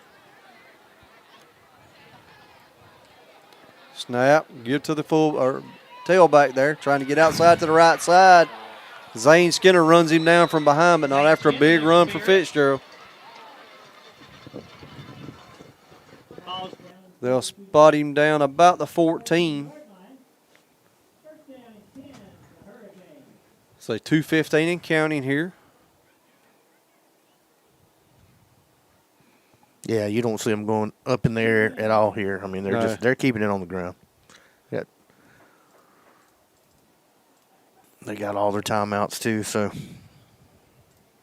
Well, make sure you stay tuned here at halftime, as you'll see the Rebel Regiment Band play, and you'll also see the Fitzgerald Purple Hurricane Band perform for you also. Here we go, snap, quarterback fakes it. you know and- what? They fooled me. Yes, sir. I didn't think they'd put it up. Yeah, they faked a little quick screen and just run the tight end right down the seam there, and he was wide open. Danny, I hate to say it, he was wide open. They fooled a lot of people. Yeah. So 1:39 left here before half. Fitzgerald now takes a 34-7 lead. You know what's bad, guys? I'm sitting here, I'm reading that score. That score there's no way that score tells you the story of this first half. That's it doesn't. right. Yeah. We've done quite a good. We've done well. Snap. I mean, Kick is up, and it is good. the only thing. I mean, with turnovers, yeah, we said we cannot do that. Yes. We just cannot. But we have got to wrap up and tackle better. We've got to meet them a little quicker. And they've got shifty runners. I'm not taking anything away from it. I mean, he may be that hard to tackle. I don't know. But we've got to meet him a little sooner than what we're meeting him. We're meeting him 7 yards down the field before we even touch But him. here you go. Let's go back and compare last week to this week, Logan. I mean, I'm going out here reaching, and we'll find out here in a little bit. But last week we didn't have 100 yards What'd we have? 50 yards total All offense in game. the first half. No, yeah. It was something like that in the first half. 50, 75 yards. I'm guessing we have 150. Total yards here in this first half. If I had to guess, and I say a little more than that. what a job by the offense that to turn it around from last week to this week. We got to clean up those turnovers. So Fitzgerald ready to kick off. Kicks it deep here. Like Jerrion Brown will take it about the 16, and he makes it back to about the 24. Nobody touched him. Berrien Brown receives for Berrien. So he'll have it, or the Rebels will have it 1st and 10. Looks like about their own 24, 25-yard line. Down and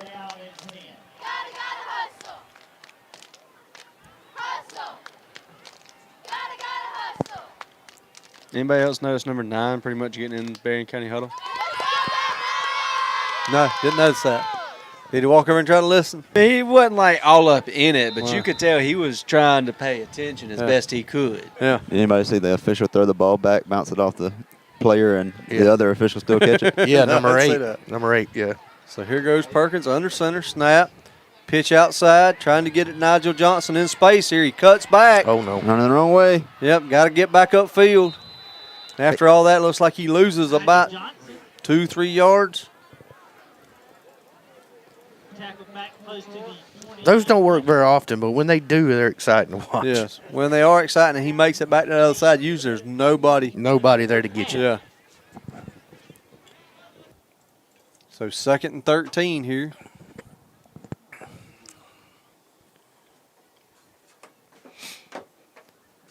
Perkins comes out under center here. Motion now, snap. Oh, Ball's no. out again. Man. And looks like Fitzgerald recovers it once again. Looks like that was just a bad handoff running back, quarterback exchange there. But it was just funny. It popped straight up in the air. Yeah. To me, it almost appeared that he clamped down and cash pulled. he was and trying then to you pull. do that Yeah. and shoot straight up every time. Yeah, he was trying to pull it. Running back wanted it. So, that happens. So this first half right here, the wheels are falling off, guys. 45.6 seconds left before half. Fitzgerald has the ball back again in Berrien County territory as they have it 1st and 10 at the Berrien County 23.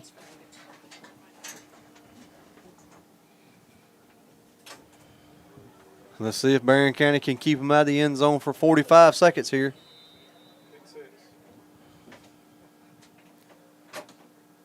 Quarterback under center, snap, looking to pass. In the flats, nobody was covering him. Down the sidelines, touchdown Fitzgerald.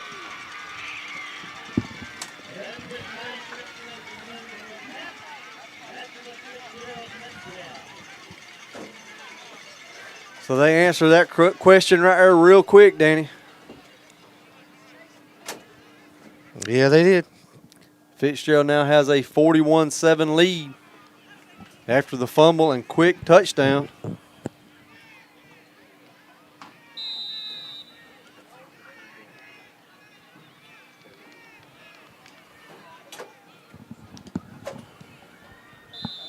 And the kick is up, and it is good. Guys, if I'm right, all but 7 points have been scored off turnovers tonight. Correct. You are correct. And that would be the 7 points that Fitzgerald scored after we scored. Correct. Correct. It's sad. I mean, it really is. Them turnovers when you have them like that, and Yeah, especially when you're moving the ball so well. yeah, and Fitzgerald's going to have the ability. They're going to score. I mean, they're going to get theirs. Yeah, but the scoreboard would be much different without all the turnovers. Of It'd be a course. lot closer. They'd be biting their nails over there, I mean, it's a 7-0 game without the turnovers. I hate to say it like that, but I think it goes back to what Danny and them's been saying all night long. You cut the turnovers out, you're in a lot more games. Yeah, I mean, Fitzgerald's a good enough team. They can do it themselves. We don't have to help them. No, I mean, we can't help them. think they kick this one deep, Danny. Yeah, I think so. Well, right to Nigel this maybe time. not. Catches back the 29. Ah, it slipped. I think the guy caught his foot on the way around. Nigel Johnson for Berrien, and they'll start there close to the 26-yard line. First down and 10. But Well, north and south actually gets you better results than east and west. So, I mean, I know what he's trying to do. Can't blame him. He's trying to break one. He's got the wheels. Just got tripped up a little bit there. When he finally does get away, though, I think we'll all be happy. Yeah. Well, let's see what Berrien does. Do we just kind of run this clock out here and go on in? I think we do. I mean, they're coming out in the triple option. I think you see a couple runs in a row. Hopefully they hold on to the ball and let's make some adjustments at half. So hand off to Gabe Wesley up the middle. That's gotta be a flag. He's calling it. Yeah, that was a little excessive there.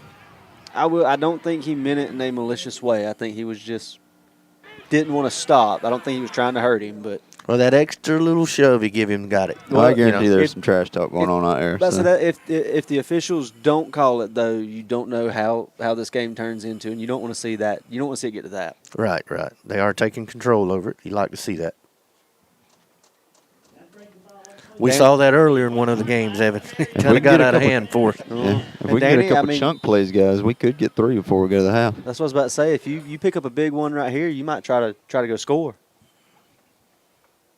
Hand off to Nigel. Made a man miss. Oh, did you see that Barry Sanders move he had there? Good run. Pushing the pile. That was a nice move. Yeah, it was. Clock still running. He Going to be second and about 1, it looks like. So from the far official, looks like it's going to be about 2nd and 2. we're going to take. Oh, we're taking a timeout. Dear Lord, stop the clock. Should have been like 3 or 4 seconds left on there. I mean, there's only be 1 play left anyways, but still, dang. Put it up. That's what I was about to ask. Do you throw a deep one and hope for the best? What's the worst case? We turn it over? Well, I mean, worst case is like that one without the block in the back. He took it back for a touchdown. I mean, I understand the score, but, I mean, you stay close enough, you may have a chance to come back. I like your point of view there, Logan. That's the, hey, we have nothing to lose point of view. Nah, I understand. I agree with that. But at the same time, I almost bet you Fitzgerald's planning on seeing umpire. Fitzgerald's going to drop a couple back. Oh, yeah. Just in case they throw one up. I mean. They'll have eight people back. Sometimes the key isn't whether they know you're throwing it or not. It's to complete the pass. We need Aaron Rodgers right now for the Hail Mary. Yeah, for the Boise State. He's the best at that, man. The absolute best. That's the absolute best. Down, 2 yards to go from the 49-yard line. It's almost automatic with Aaron Rodgers. I think we all thought it was going to come last time. I think we all thought it was going to happen, but nobody really expected it to work. Pitch to Trayshawn McQueen, who trips. Pick up about, I'd say give him 1 yard. He got to the 50.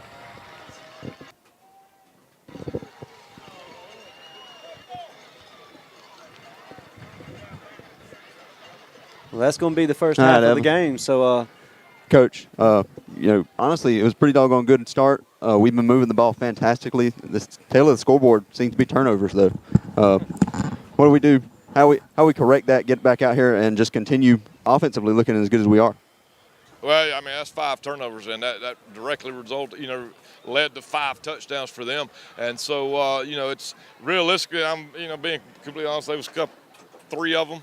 Bad play calls, and that's on me as a coach. And that's Thank you, Coach. Well, there's your Southern Grace Farm coaches conversation there, and Logan, you said it well right there. We are moving the ball well here. We've just got to clean up these turnovers and stuff like that.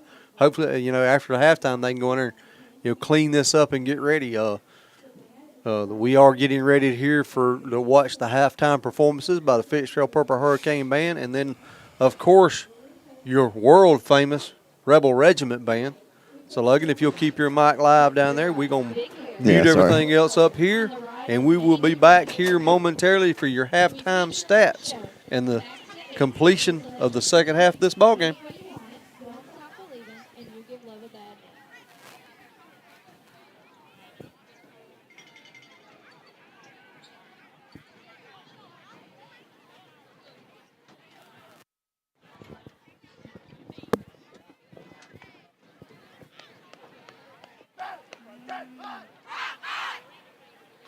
Drum major, Casey Mathis, is your band ready?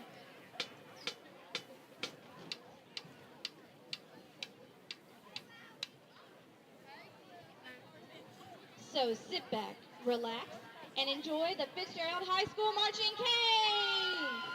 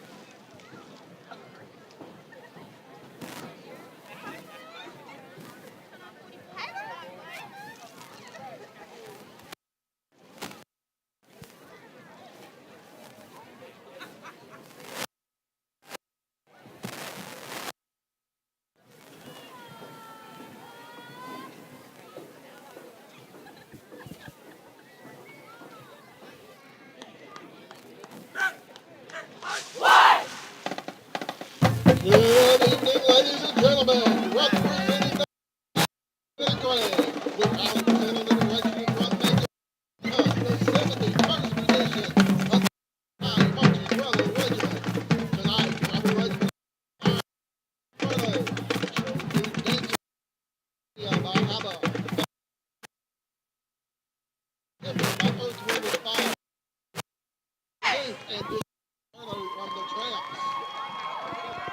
Major. Is the band ready?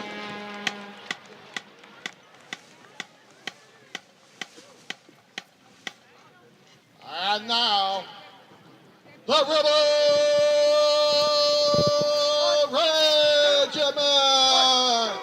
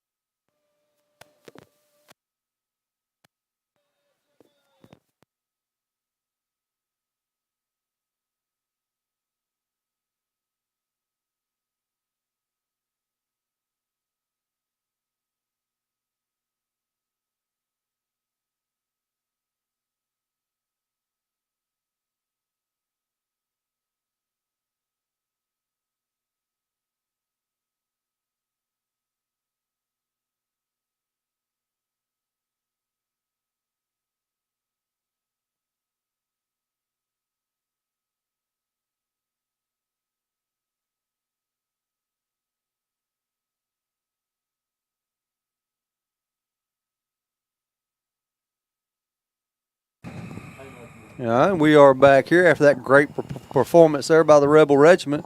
Right quick, while they're out there getting warmed up and all, let's see if we can't get our Watson Pools and Patios halftime stats here. Take it away, Wendy. All righty. Let's see. Nigel Johnson. He is 0, right? He is 0. I've got him for the half at 32 yards. Gabe Wesley, number 9, 13 yards. Number 4, That's Cash Perkins. I want to call him Little Carson every time. 70 yards. He had a 14-yard touchdown. Number 1's Trayshawn McQueen with 10 yards. And passing, I've got Cash Perkins, 15 yards passing. And Nabokowski. What's his first name? Julian. He's he did a good job kicking our field goal tonight. So, hang on, I got defensively. Leading us tonight, this is a close one, very close one. Randy Hughes with 6 tackles. 31. Is that Amari Cameron? That's Amari That's Cameron. Amari Cameron, yeah. 4. Connor Bullard with 4.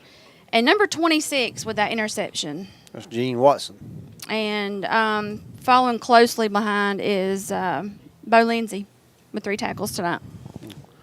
So that is your Watson Pools and Patio halftime stats. And here, the biggest stat that's really left off of it, I know Coach said 5. I was thinking 4. Is it 4 or 5? It was 5 turnovers. Okay, 5 turnovers in the first half is really, the story of this game right now. Because Wendy, did you add it up? What is our total offense for the first half here?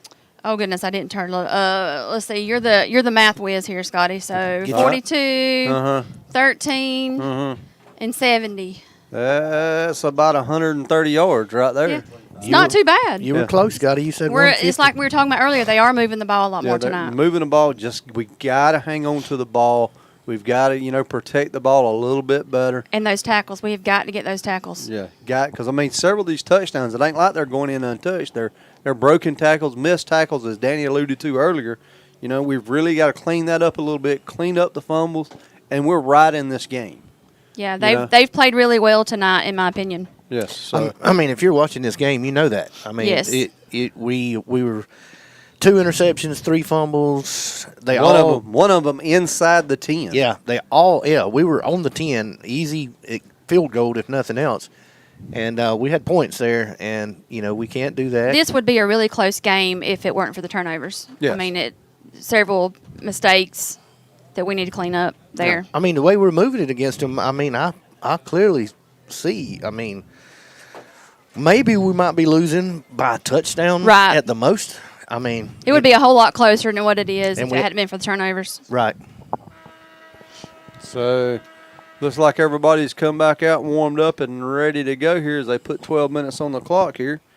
Let's right quick before we get started. We'll see if we can't get some Watson Pools and Patio halftime scores here. It looks like Lee County is up 32-3 on Veterans. Mitchell County's up 8-7 over Miller. Close game there. Yeah. Lowndes County's up 14-0 over Camden. Applin's up 7-0 over Tatnall. Worth up big, 34-14 over Bacon. New Hampstead's up 21-14 over Warner Robins. Didn't see that. How about this? Clinch County's up 21-14 over Irwin at half. Thomasville is up 48-0 over Brantley County. Perry's up 14-7 over Ware County. Cairo's up 26-7 over Darty. Pierce County's up 28-0 over Crisp. Benedictine's up 16-0 over Wayne. Let me see. Brooks County's up 24-7 over Lanier. And looks like that is about all of them. That's your Watson Pools and Patio score updates here. As Fitzgerald's ready to kick this off here. As we'll open up this second half. Let's see if we can clean up some of these mistakes, guys. Make it a ball game here. So they kick it deep here. Looks like it will go to Jerrion Brown about the 15. Makes one guy miss and then gets forward. Looks about the 25. So nice little run there by Jerrion Brown. Back up close to the 25-yard line. That's where Berrien will start. So here's some of the questions, you always want to be answered. What adjustments did we make and what adjustments did Fitzgerald make here, Danny? Well, I don't know. We got to adjust to tackling. We got to do that. And just, clean it up on offense a little bit, Well, like I say, we've had 2 fumbles on the quarterback, center exchange. To me, that's the first one you got to clean up. You got to get better at that. I hate to say this. I wouldn't be surprised to maybe see a nose guard for a good portion. Try to put a little pressure on the center. Yeah. And I also think you'll see their line starting to do a little bit more of the shifting just to give a different look up front because that did confuse us the couple times they did run it. So here we go. Perkins back under center here. Snap. Give to Wesley right up the middle. Nice gain there for him once again. Now, guys, I will say that I was a little more excited when we come out in the spread look. Yeah. I thought we really executed better out of the spread look myself. It gives a little bit more time, He's not getting, hit right away. I know if I'm Cash, I'm begging for the spread. Not trying to talk bad, but you hadn't had any fumbles out of the spread shotgun formation either. That's right. So 4-yard gain there for Wesley. 2nd and 6 now.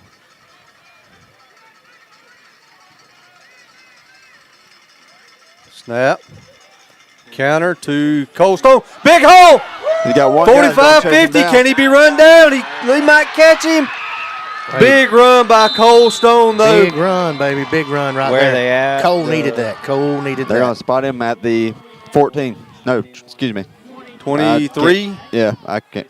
He moved, so 21. No, 21. So do the math right here real quick, Evan. 85. He was at the 29. Okay. 50-yard run for Cole Stone. Second play of the second half. Let's see if here the Rebels can build on this. Motion, snap. Ooh. Yeah, Perkins keeps it, falls forward, gets a couple of yards there. Is they're going to spot him inside the 20. Just inside the 20. Real quick, one score update we did forget about, and I want to bring this up because it's on the sheet. Duke has beaten Florida State 17-6 at half. Wow. I didn't expect it to be that low scoring. Yeah, I figured Duke would take control of it. But, it's still a lot of game to be played there, just like it here. So, how about this right here? Berrien County coming out 3 wide receivers to the right, 1 to the left. Snap, give up the middle. Ooh, that was almost there, man. Had a lineman that was a little late on his assignment. Yeah. Yep. If he'd have made that block. So, Wesley in on the carry, gain of 1. Going to be 3rd and about 7 here.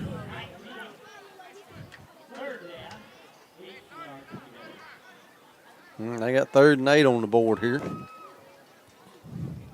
We may be within range. We may be within. Like I say, how many do you have to get here to think about going on 4th down here? Going for it? Yeah. Do you have to get half of it? You have to get more than that, in my opinion. Okay, let's see here. Does that come out?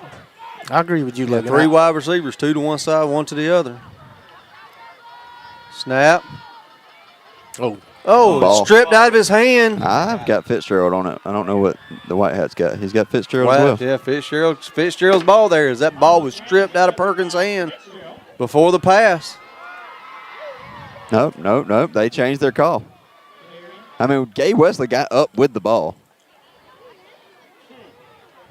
Okay. Okay, we get a little break on that one. So 4th down here. I saw Fitzgerald. Is that one of on those it that's 42-7 calls? Could be. Yeah, maybe so. All right, So- then. Hey. So 4th down. Yeah, 4th down, 4th and 12 here after a 5-yard loss. Yeah, five-yard loss on the play. I guess that may have knocked us out of range if we were in it. Yeah, evidently so. So here you go. Berrien County going forward on 4th. Got to get, looks like to about the 11-yard line. They're bringing the house. Nope, Snap. Nope. They went back. Perkins back to here. pass. Come back route. Oh, hit him right in the face. Oh. It's incomplete. Yeah, went right through his hands there. I mean, I better not even say. Like the aggressiveness there. The only thing I don't like here is, you didn't throw the ball past the 1st down marker. Right. I mean, Would be my only thing. So you were hoping to get single coverage there and try to break a tackle. Well, that defense, that corner fell. Yeah. He wasn't going to make the tackle. Yeah. All he had to do was catch it, All turn we had to around, do and is go. catch it. yeah. I mean, Now, whether somebody else gets there, like the safety, I don't know. So Berrien County turns it over on downs here. Fitzgerald have it 1st and 10 at the Berrien County 24-yard line. Looks like they're getting a passing quarterback in. I'm sure they're just going to run it. Yeah. Right in the Snap, middle. give to the fullback right up the middle.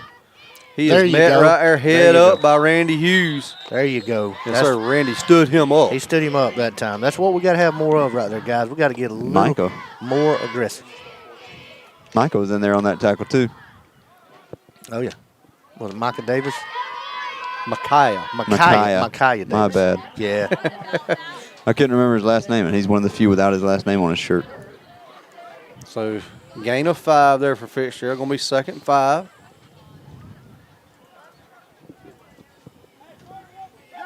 Shotgun formation now for Fitzgerald. We are loading the box a little bit more on defense. Snap.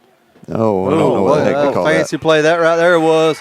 He's got a big hole. Let's see if Nigel can run him down. Slows Just him enough. down, and then is that Randy Hughes finishes Yep. him off? Yep. I like the rundown by Nigel, but you have got to wrap up, my friend. What a play that was. I don't know if you've seen that one in the books too many times. No, that was a double. Yeah, a double. I don't know what you I call don't that know, one. a double pitch back Logan? option. I call that Tucker Pruitt. Danny, to what you said though about number 0 and the tackle. To be honest with you, I think he was just running in full speed, hoping he can get his helmet on the football and create a fumble. The way it looked like he was running at him, I think he was trying to force the fumble on it. So Fitzgerald 1st and 10 here. Snap, pitch outside, trying to get outside to the right there, just waiting for his blockers, bouncing off a tackle, like Trayshawn McQueen, number 1. Yep, on the tackle. And he still fights forward. Looks like he got enough for the first. They'll spot him down right at the 20, I believe. 6:37 and counting. Evan, I remember in 2016, I think it was, when you guys played Fitzgerald over here at home. Technically, it was 2015. But yes, yeah, it was 2015, the year we we only lost graduated. It by was our 7. senior year, which we graduated in 16. So yes, Yeah, that was a good game. two plays different in that game, and we win 100%. That's So right. Snap, quarterback looking to pass. Is that the one where you jumped? Oh! It They fell out. broke it up. Yeah. Who's in on Throws that into coverage? triple coverage there. Who was the? Like who's Zane Skinner. Yep. A little slow to get up there. Flag at the 15. Hold. Got to be. Yep, it's on them. Yes, It's and illegal gonna man man that field. Yeah, my son played the second half with a concussion.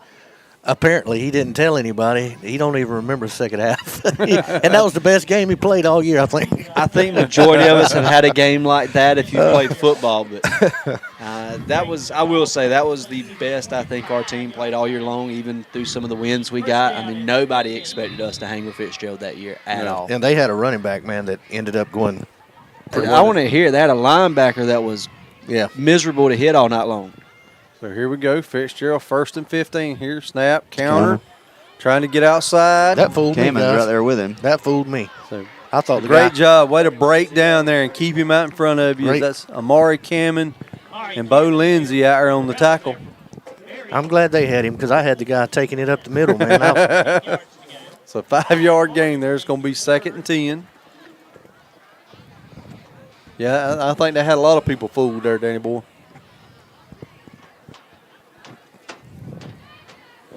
So 5:30 and counting. Berrien down 42-7.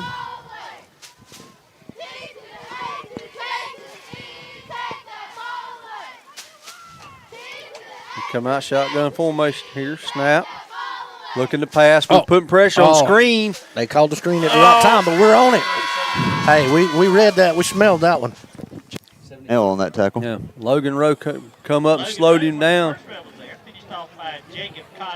And Jacob Connell finishing him off there. Short gain, so it's going to be 3rd.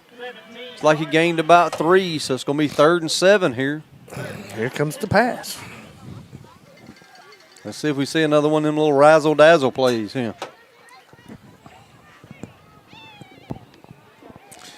You know, honestly, I think Fitzgerald would take a little bit off right here, but I think they go. I mean, I think they know how well we always play them. They realize they really haven't stopped us. We're the only one that really stopped us. So let's see here, 3rd down. Snap. Quarterback rolling, looking to pass, throws backside, gets one block, and we get him down. I don't think did he get it? No. He Yes, got he it. did. Yes, he did. But it looked like from here that he was about a yard or two short. So they do get a 1st down. It's going to be 1st and goal from the 7 now for Fitzgerald. Danny, if you'll think back to mine and Austin's junior year, they did not take their foot off the gas over in Fitzgerald that night. And it was cold. I remember that entirely. I tell you, it's cold down here in the night yard. Up there living It's in a little luxury. cold. It's a little cold up here too, I Logan. don't know if y'all heard one of the cheerleaders, but she got it right. It was bearable until about halftime. Now it's cold. Yeah, the air conditioner up here is cold. I just Turn it off. Snap, snap to the quarterback. He's just trying to force his way up the middle. We better watch that over there in the. Yeah, I seen end that zone. too. So it looks like it's down at the 1. Going to be 2nd and goal from the 1 here. Well, they're saying 2, but it sure looks like the 1. So. Hey, real quick, what they see you talking about? The old man beside you turned that off as soon as I got here. I was sweating. From I was trying to make. Logan feel better. I'm talking about Danny. He done bumped that thing up to about 80 earlier. So here we go. Snap, direct snap. Running back trying to find a hole, and he does. Touchdown. It's like it's getting a little chippier and a little chippier down there. So Fitzgerald takes a 48-7 lead here. 2:57 left in the third.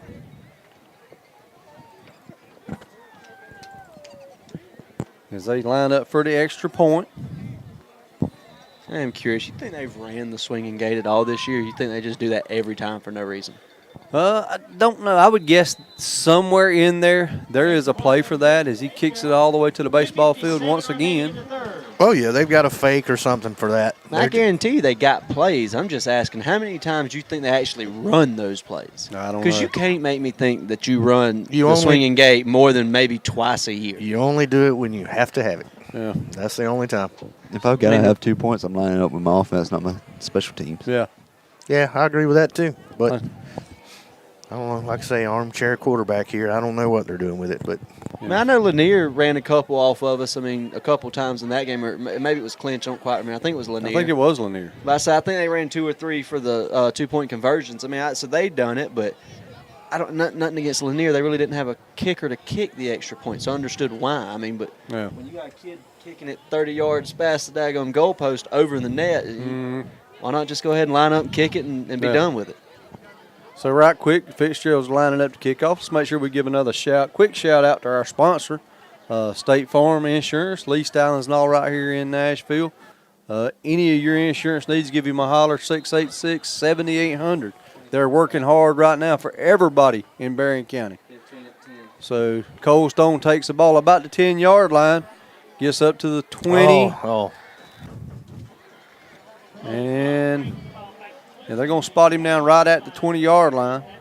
So Berrien County will take over 1st and 10 at their own 20. 2:49 left here in the third.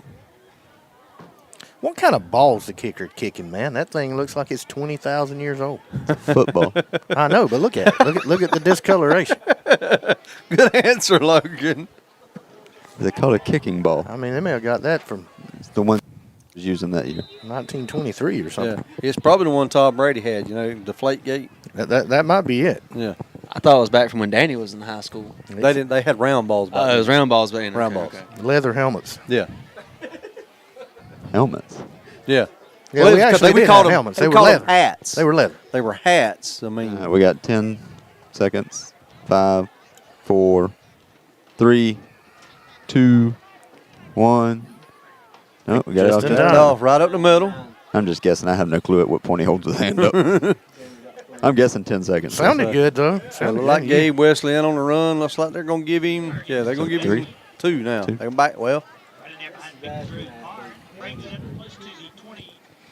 yeah, we're going to say 23. So give him 3. Going to be 2nd and 7 now. Love to see the spread here. And there you go, Danny. You ask and you receive. And we're going back to the spread. Perkins in shotgun. Snap. Fake. Slant. Hits him right in stride there. Hold it. That's Nice. Tay Lice. Great catch there. Great pitching catch there. Listen me, Cash Perkins to Tay Lice. I thought I started to call him K Perkins. Don't back that up. He my is. God. Yeah. Well, I called it.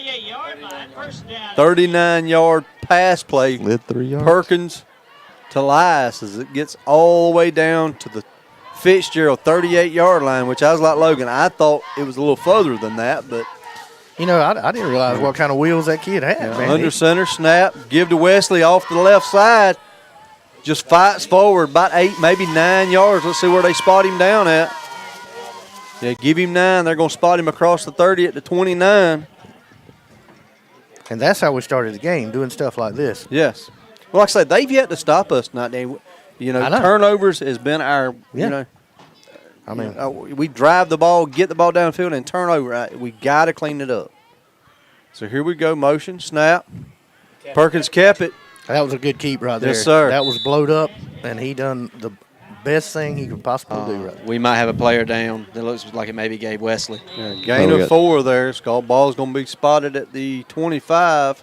They blew the whistle, so he's got to. Yeah, we he's got gotta 2 players come out. hobbling off. Yeah, he Yeah, got net. Connell looks like he's limping off a little bit too there. Well, he's walking might be a cramp.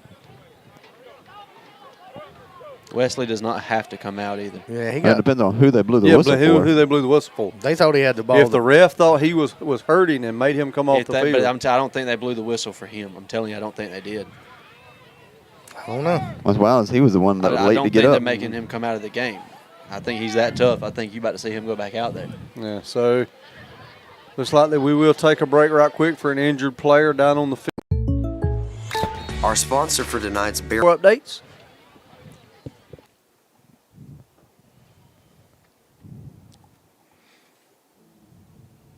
Give him just Give it a second. It's loading. All right. So the Duke Florida State game is at a half. Duke is now winning 20-13. Okay. Jump over. The Mets did beat the Dodgers 12-6. The Yankees are currently beating the Guardians 3-2 at the end of the third. Mm-hmm. Let's jump over for high school. So Clinch is now beating Irwin 28-14. Colquitt's beating Tiff 28-10.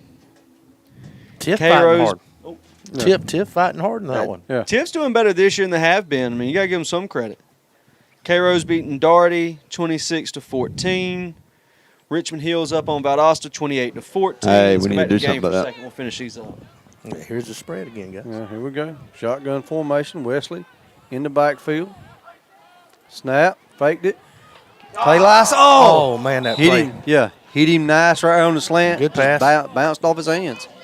Like the little play right I like there. that play. It's there, man, every time, actually. He was trying to run, I think, before he called it that Yeah. time, man. He's seeing some green. So second down now. 2nd and 10. Go ahead, Evan. All right, so we got Peach beating Bainbridge 24-7. Lowndes is beating Camden 20-0 in the Stone Cold Palace, as I called it There you go. earlier. Stone cold, baby. Here you go. Perkins back under center now. Motion, snap. Ooh, blew up busted. there. Yeah, busted play there, but it was handed off to Gabe Wesley, but he was popped in the backfield. He's sore. He appears to be a little shaken up again. I think he's taking some licks to the head tonight. I mean, He is sore. That's his hand. It's cold out here. I told y'all. Yeah, That's one tough joker. yeah. It hurts a little worse when it's cold outside. Yeah, it does. Rattles your whole bones and everything. Your teeth rattle. So third down, 3rd and 12 here. 20 seconds basically left here in the third quarter. Berrien County 9 shotgun formation. Double Snap. pump. Do a double move. Double move. Oh, He got there. threw a little behind him there, Yeah, but he got that there play little. really wasn't going to do a whole lot right there. No. Kind of a check down there. Yeah. Nobody else was open, though, so, I mean. So 4th down. Go ahead, Evan. And real quick, Lee's beating Veterans 32-3 at half. Mitchell's beating Miller 8-7. Hadn't changed. Applin's beating Tatnall 7-0. Still got the Worth Bacon at 34-14. So I'm going to call it in right there. I think we're getting back into some of the previous ones. Yeah. So that's your Watson Pools and Patios score updates here. Ooh, one more just come through. Dodge County has beaten Jefferson County 29-0. So Berrien County will go for it on 4th down here as they come out 2 wide receivers on one side, 1 to the other. Single coverage to the top here. Snap. Gets it out. Gets it to Nigel right here. But looks like it gets about to the 24-yard line, which will be well short of the first down. And Berrien County will turn it over on downs right there, going into the 4th quarter, as that was the end of the 4th quarter. With your score, Fitzgerald 49, Berrien County 7. We're going to take a quick break. We'll come back and finish this up.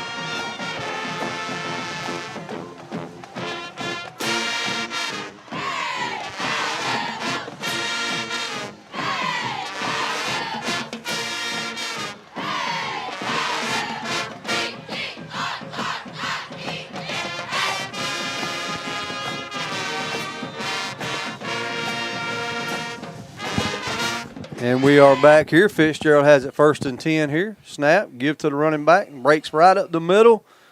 Like Randy Hughes got a hold to him, waiting on a host of Rebels to help out here. I think he got the first two, didn't he? Yeah, I believe he got across about the 36, I believe. Looks like we're spotting him. So it'll be a 1st down for Fitzgerald. Fitzgerald first down. First down and 10. Guys, I don't know if y'all can see it or not, but we always talk about the film crew here that helps us, and I Yes, wanted sir. to shout out I don't know names, so I'm sorry. Well- Taylor had to help us, but I'd like to shout out the 2 guys we got up at the top, Well- bringing us the game. Who is that, Taylor? That is Brendan Stone and Sam Keeling and Cole Blackstone on the field. Yep, Cole's down here with me, so Yeah, we couldn't bring you what we do bring you without those guys here at home. What a great job they do on these cameras every Friday night. So we do appreciate y'all. Yeah, they're doing a great job. yeah, just needed to. We don't typically get to show them; we just get to talk about them. So Yeah. I wanted to take the time to do that. Thank you, Logan. Because they are definitely much better than I was in Worth County. I Yeah. can say that. And it's a lot colder up there.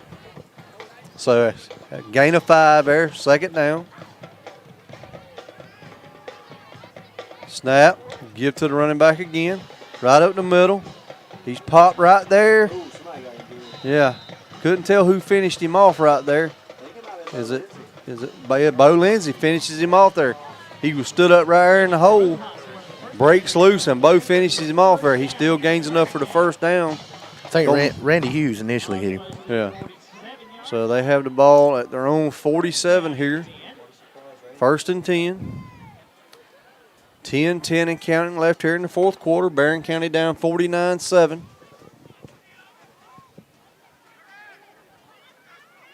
Snap, pitch, trying to get outside here. As we meet him in the hole, he spins off, breaks a tackle, down the sideline he goes. I do see a flag down, though. I believe that'll come back.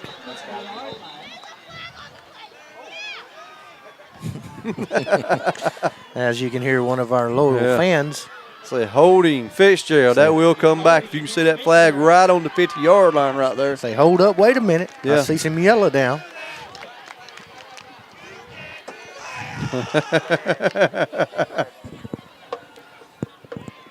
So that'll back them up 10 right there from the 50. So make it 1st and about, what would that be, Evan? 1st and about 17.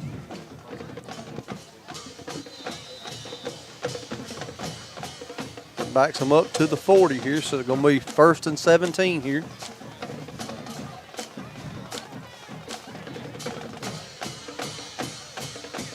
So snap, quarterback keeps looking to pass, gets it out in the flat. Oh, nice good catch. catch there. And he is popped there by Nigel Johnson. But yeah, you got to give him credit. That ball was thrown behind him. Nice one-handed catch here. Yeah.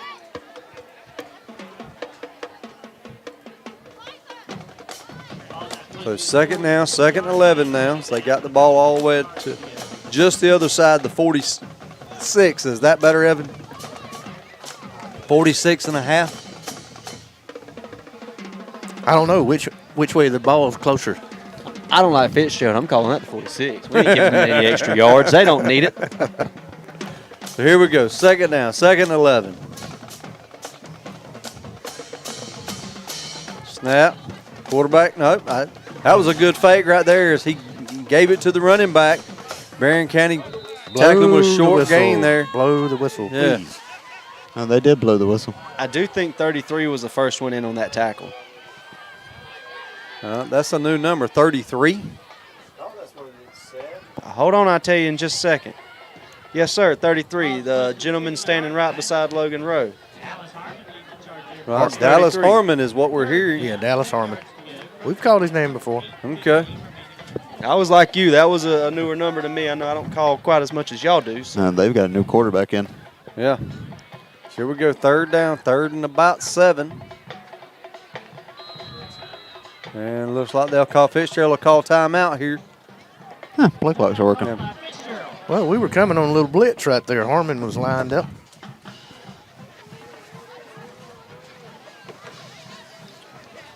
So Evan, can you find us any Watson Pools and Patio score updates here right here during this timeout?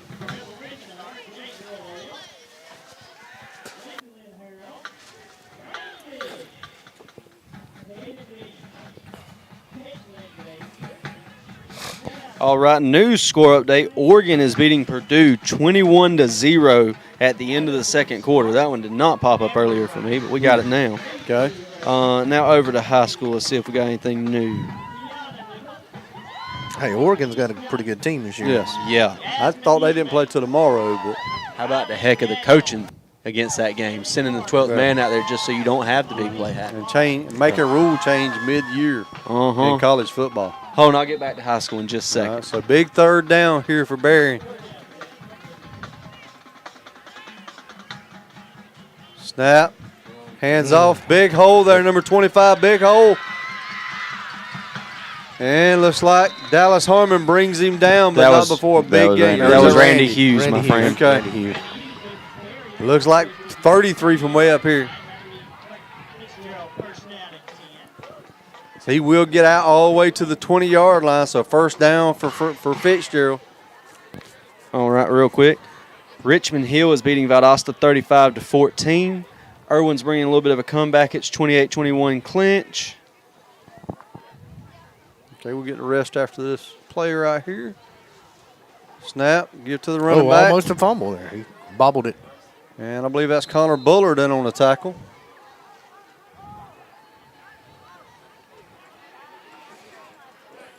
So Perry is beating Ware 17-7. And Warner Robins is beating New Hampstead 28-14. So as Fitzgerald comes out, second down, second about 4.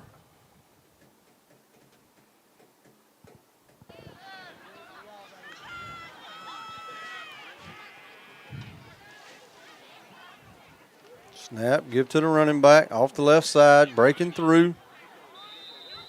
Looks like he's got enough for the first down. They're spotting him down about 8. It's going to be first and goal. Go ahead, Evan. I don't know who was the first one to hit him. I think it was number 25, Tay Lice. But Randy definitely finished it up. I don't know if y'all seen that hit or not. Randy's had one heck of a night tonight on defense. And real quick, did anybody actually paying a lot of attention? I thought I heard the same weird thing, so I went back and double-checked. Do not put any thought into the Warner Robins game. It's saying 28-14, but a little bit ago it said that it was 21-14. Warner Robins was losing, so not really sure who's winning that game. So it's direct snap to the quarterback, just straight up the middle. 51 on that tackle.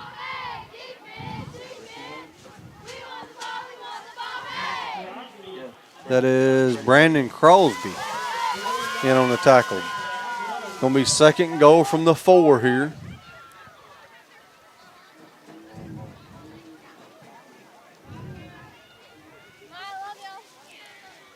They line up like quarterback run all the way. Oh, 77 there. Andrew Carnes in on the tackle there. Looks like no gain. Freshman.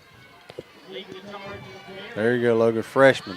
True freshman. One of the things we really hadn't talked about tonight, we were hoping to have some of the coaches come up tonight and really talk about it. And we'll get to it here in just a second, Danny, with 5 minutes left here in this game.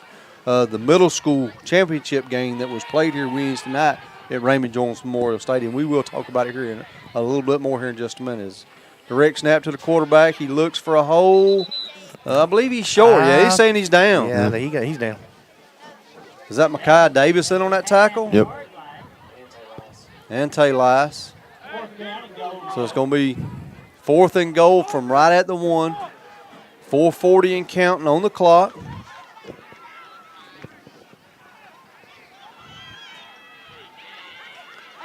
How about a big stand here for this Berrien County defense? Snap. He just goes forward. Berrien pushes him back. Can we stop him? He makes it in. Touchdown. Was that Carnes that met him again? I believe it was Carnes that met him in the hole, and he spins off of him and just falls forward. What a force he's going to be here in the near future. Next couple of years, yes, sir. Yeah, that's what made me think about the middle school. I remember him last year running the ball in the middle school once they got inside goal to go. So Fitzgerald attempting the point after. Kick is up. Kick is good. So 4:16 left in the game. Fitzgerald now takes a 56-7 lead. All I got to say about that middle school game real quick before you get into it is if you didn't come and watch that game, you missed something special. And you might not see that for another couple years. So I would tell you take every opportunity to get and support your community sports teams, because when it happens, you need to make sure you're there, because it's not something that happens all the time. Yeah, you're right. And like I say, we was hoping a couple of the coaches would come up and maybe talk to us, and maybe they will on the next home game. Like I say, I know Coach Jordan Stokes, head coach. Yeah, he couldn't be here tonight. He said he could be here any other Friday, but not tonight. Yeah. I was thinking Jared Woods was going to come up here, but I think he got here just a tad late. Maybe we can get him to come up here. But like Evan said, what a game that was Wednesday night. If you didn't have a chance to really tune in and watch live, it is on YouTube. Berrien Network did cover that game, and you can go back and watch it. But that's one of the ones that, we said it that night, that if I've ever seen an instant classic here at Raymond Jones Memorial Stadium, it was Wednesday night, Danny. Yeah, and that was the first, guys. I mean, that's the first time we've ever won a championship in middle school. So pooch kick here to Nigel Johnson right at the 30. Oh, Lord. I got to give a little hesitation. Is that really the first time? I thought that was the second time. No, they say it's the only time. Even Skeeter said that day that we thought it was two also, Evan. Yeah, the PA announcer that night, him and Skeeter both said that, amongst conversation, that was the first championship we had won at the middle school level ever. My question is, was we that went for undefeated the Rebels, one time, but we or weren't because I in thought a they won conference. as what, the Wolverines one time? Yeah, Logan says they had went undefeated before as the Wolverines, but at the time they were not in a conference. Okay, that makes some sense. I knew they had one good year when they were the Wolverines, and so I just wanted to make sure we gave credit to. So Berrien County coming back out, 1st and 10 from their own, looks like 21, 22-yard line.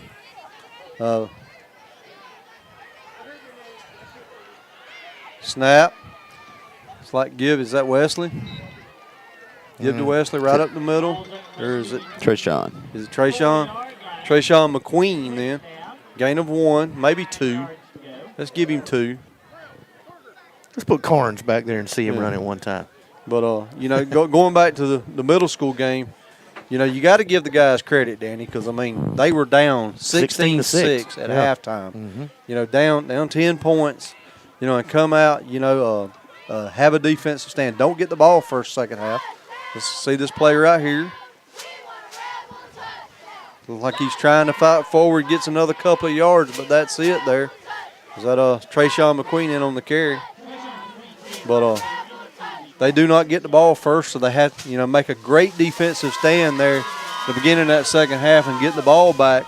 Methodically just march down the field, eat up the rest of that third quarter, and it's into the fourth quarter that they finally score a touchdown, get the 2-point conversion to get within 2. And we got an onside kick. Yeah, I was fixing to say. And then pitch outside, trying to get it done. Nigel Johnson makes one guy miss, and then backs up just a little bit before he falls out of bounds. Let's see where they spot him. He's got a little Barry Sanders in him. Yeah, looks like about the 38, enough for a first down there. Is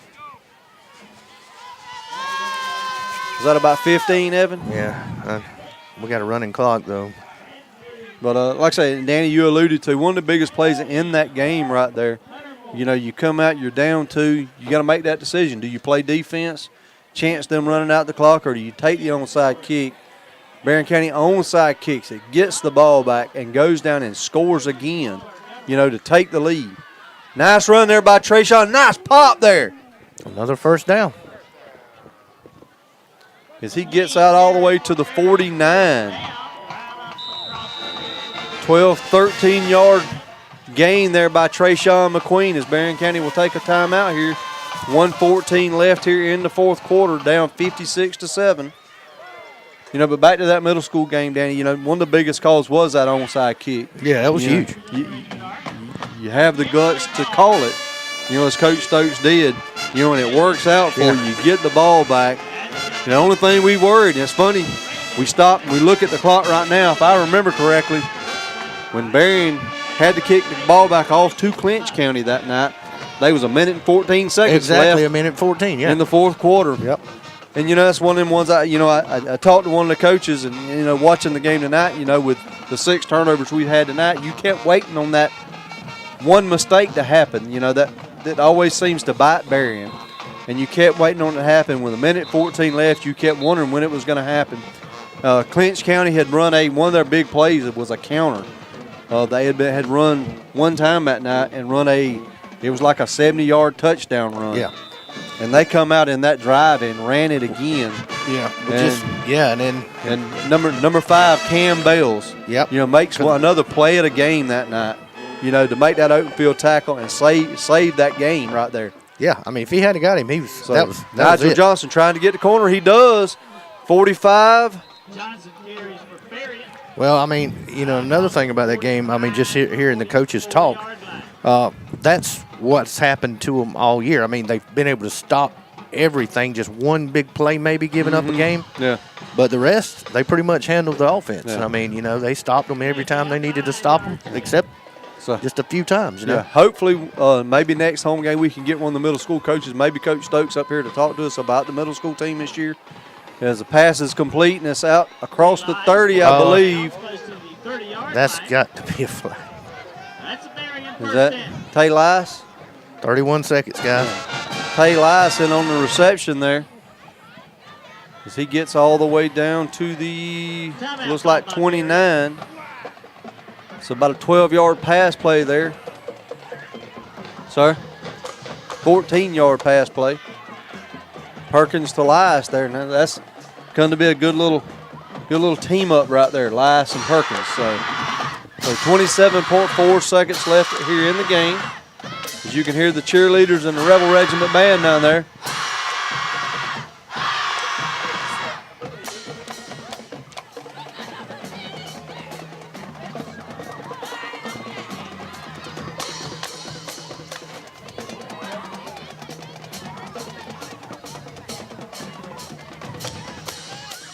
Well, you see the Rebel Regiment, they're having a good time up there in the stands tonight. Make sure you stay tuned here after this right here. Hopefully we'll get a conversation with the coach here after this game. You also have the Watson Pools and Patio final game stats, and then also our Southern Body Works players of the game. So here we go, Berrien County 1st and 10. Snap, Perkins looking to pass. Nobody open, takes off. And doesn't make it back to the line of scrimmage, but good decision there by Perkins. Nobody open, he just tucks it and runs. I hate to take it away from him. I know it's a lot going on sitting up here. Eagle Nest, a lot easier to see. Cole Stone was wide open on that one. Coming back across the middle. Okay. About the time he took off running, there was nobody around Cole. If you noticed him, he was on the top side just jumping around like, hey, Didn't see him. Didn't see him. So I mean, like I said, I know it's a lot tougher down there on the field than it is up here. But unfortunately, we did miss maybe a touchdown, but a big chunk yard. Yeah, it's easy for us. I mean, yeah, it's super easy up here from this view. So 13.9 seconds left. Evan, you got any more Watson Pools and Patio score updates right quick?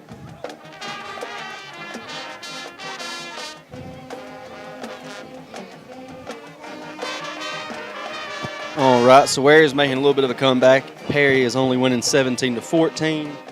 Westover's beating Monroe 10-7.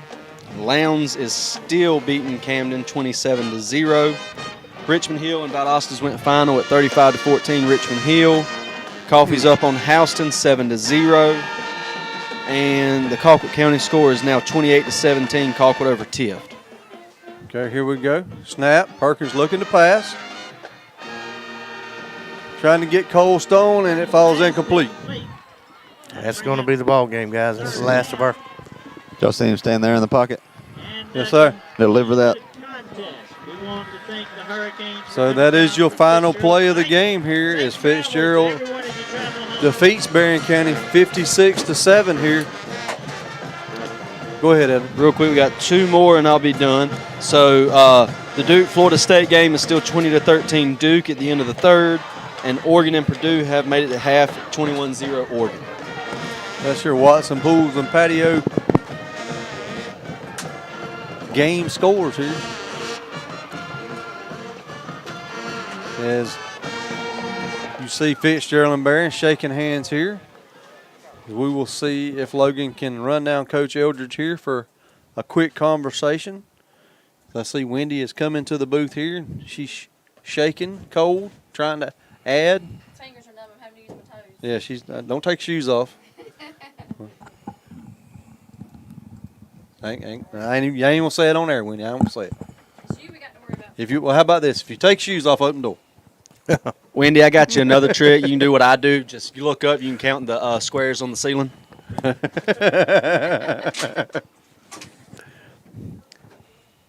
So we're going to step away right quick as Wendy gets this ads up and Logan tries to run Coach Eldridge down. We'll be right back for this final game stats.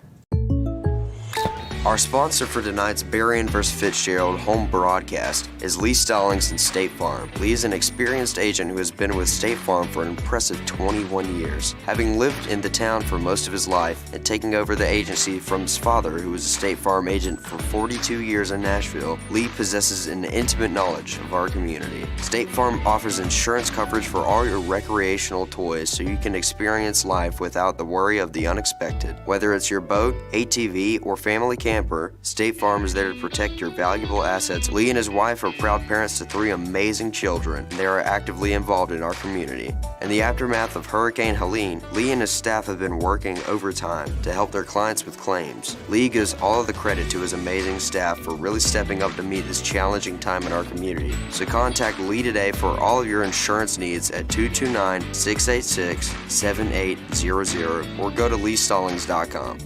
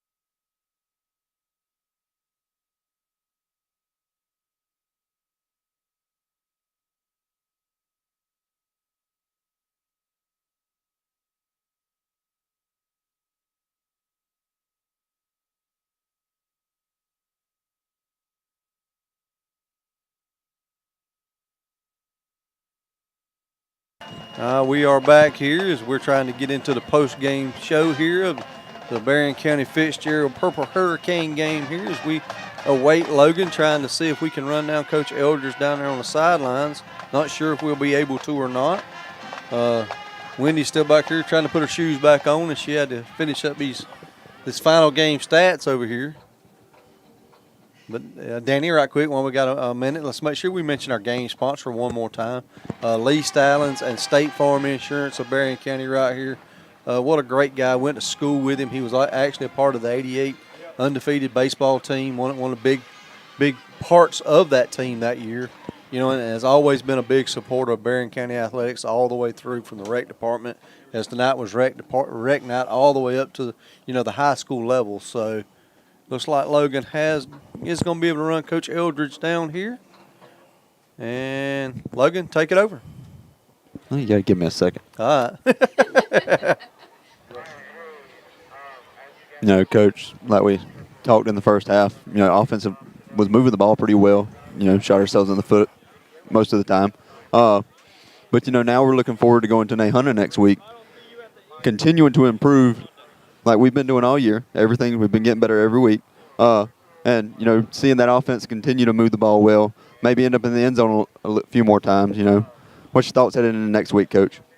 I I just told the guys then I don't think there's been a game this season, and this is obviously the with the points. But the thing is that I don't think there's been a game this season I've been more proud of these guys than I am tonight, and it's not because of the loss. I don't want anybody mistaking what I'm saying there.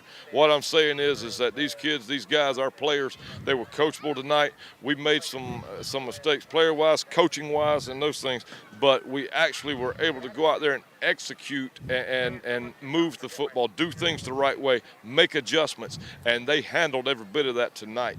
And this is the first time all season, and if we can build off of that, then the sky's the limit. I don't know. I mean, it's like I told them there that probably, we have 5 first-half turnovers, and if it wasn't for those, because then you start taking time off the clock if you don't turn it over. And I truly, honestly believe that this game probably should have been 28, 21, 21 all at the half. And that's a completely different ball game going in there. And so that's just the type of things that we're going to continue to work on. I don't know. I'd be willing to bet we're probably at 400 yards of offense out here tonight. We can move the football. We executed. It's really good to see that, and I didn't see a whole lot of our guys getting down. I'm just proud. We were able to. They recognized what they were getting, what we were getting, and they were able to relay that to us on the sidelines. And in order to build this thing and develop this program, then that's what we have to be able to do. And these guys have to become what we consider football smart and gain that football knowledge. And it's like I told them, we burn those timeouts. It'd be easy to just kneel in that football, just try to run out the clock. We have to learn this program. Everything here has to learn that we're going to go out and we're going to compete. We're going to battle for 48 minutes. It doesn't matter the situation or the game. Scotty, Danny, anything? I love your message right there, Coach Eldridge. And I agree with everything you just said. The performance tonight was so much better, than anything really we've seen tonight. The execution was there. The timing on the offense was there. It looks like y'all done a great job. Like I say, if we just clean a few things up, I think I agree with you. The sky's the limit. And my hat's off to you tonight for the way y'all come out and played Fitzgerald tonight. My hat's off to you. And, Coach, I just want to say that, I could tell y'all caught Fitzgerald off guard. They didn't know what y'all were doing. Y'all can move the ball at will anytime you wanted to do whatever you wanted to do. Seemed to be there. The execution was great. They're not shooting ourselves in the foot. I seen this going into halftime, touchdown ahead, touchdown behind.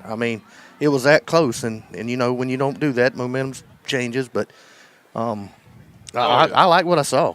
Yeah, it's, in a couple of those things. And, heck, Miguel Goo, I love him to death, and at center, and he came over, and honestly, guys, I don't know how many realize this. Miguel's our 4th center so far this year. Didn't realize that. And Nope. And so so he got put in there last week actually against Worth County's first time. So he's doing a tremendous job in there, and he's our guy. And we're gonna stick with our guy, and that's what we told him at halftime. Hey, you're our guy, man. We're rolling with you, and we're gonna ride you snapping this football. And and he did. To his credit, he was able to. He gathered himself, and we're going to continue to. I'm just, again, like I said, I'm proud of our guys and I feel like we accomplished out here tonight. I'm not proud of the loss. I'll never be proud of a loss, but I am proud of what we accomplished out here tonight. Yeah. Well, Coach, I guess my last thing. And you kind of sort of touched on it with Goo. I noticed a couple guys that are playing offense that were only playing defense in the past games are now playing defense, and they were only offense. So, due to some personnel changes within the roster, guys have had to step up. Anything you'd like to point out and say about those guys? They've gotten better, and that's why you have to pay attention in practice and do the things the right way, because you never know. Just because you're second string, third string today, to come tomorrow, you may be a starter, and that's the reason you have to pay attention. You got to prepare as a starter every single day, and that's something we've really been harping on, and I'm hard on every single day. I can't stand loafing, and I thought we had a pretty good week of practice, and that's something we're going to build on. Hopefully, we'll have it again next week. All right, well, Coach, thank you for your time. Yeah, hey, look, you got anything else? Hold on. I got one thing. This is Evan. I'm usually in the background, Coach. I don't talk much, but I've listened and heard you really keying on 2 things all year long. That's getting started early, and that's how you react to situations even when it don't go your way. And I've heard you multiple times talk about how you will find a way to get it fixed, and I think you've proven to everybody after tonight that even through turnovers and bad situations, they never stopped. And, I don't see how you can get started any better than you did tonight. So thank you for what you've done for this community and this team, and congratulations. Well, I appreciate it, but it's these guys, and it's just a mindset. And that's what we're trying to develop and continue to build upon is a mindset. And these guys, they want it, they really do. And so we just got to continue to build off of it. But I appreciate everything y'all do, guys, and everybody listening out there. Look forward to it, and I hope you make the trip over to Nahunter next Friday because we're going to keep building. Congrats, Coach. Thank you. Thank you, Thank y'all very much. Go Rebels. Go Rebels. All right, guys, it's cold. I'm coming upstairs. Come on, Logan. Great conversation there. So thank you, Southern Grace Farms, that coach sponsoring coach conversation there, and great message from the coach there, Danny. You can try to sugarcoat stuff, and that's one thing I will give him credit for. He never does. Yeah. And he notices stuff. Like I say, you hear us talking about it, and he don't know what we're saying. He has no idea. And for him to notice the things and see the things, same things that we see, he could have went there, and started bashing them about the turnovers and stuff like that. But like I say, we'll find out here in a second. And I bet you he's real close. Somewhere between 300 and 400 yards of offense tonight is my guess.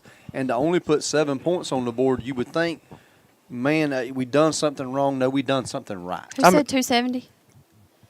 I mean, honestly. We're right about 250. Yeah. So we're not far from 300. Yeah. So which is much better. It's a huge improvement. I mean, that's better than what we've done in 2 games. I mean, Right. honestly, if you really just want to get, I wasn't in Worth technical. County last week, but I mean. So, like I say, the offense is just getting better and better and better. Defensively, we've got to do a little better. We've got to be able to slow them down and get off the field. But like I say, one thing at a time. And really, offensively, I think if we just clean up those turnovers, the sky's the limit for our offense, and we can be in a lot of these games. That being said here, let's see if we can't get into the Southern. Let's go ahead. We was talking stats, Wendy. Let's finish up the Watson Pools and Patio final game stats here. All right. Well, for the second half, Gabe Wesley, he's been in there all night long. I have him for the second half, 12 yards. Number 15, Cole Stone, with 50 yards. Cash Perkins, 8 yards. Number 25, is that Lice? Tay Lice. Okay, with 51 yards. So, I mean, second half, he really showed Couple up out of there. big pass plays out there. Yes. Number 1, Trayshawn McQueen, 15 yards. And 0, Nigel Johnson with 20 yards. So, offensively, total tonight, I've got Nigel Johnson with 52 yards. Gabe Wesley with 25. Trayshawn with 25 yards. And number 4, Cash Perkins with 78 yards. So all total, we're pushing 250 tonight. Yeah, that's unofficially too. I guarantee you the coaches keep up different stats and stuff like that. So, like I say, ours are unofficial, and like I say, I would guess the coach is right. We probably pushing 300 yards. Probably on some of the couple of ones we missed right at the end of the game. And there are some that I did miss, and get phone calls and stuff like that. Yeah, we get into the game and get to watching it sometimes and forget to record it. Yeah. But anyway, that's. But in passing tonight, Cash Perkins did pretty well. Second half he was 2 for 6, 16 yards. So all total tonight in passing was 31 yards. Okay, ain't bad at all. So. And defensively, leading us once again in the second half was Randy Hughes with 5 tackles. And it was good to see Carnes out there tonight. Yes.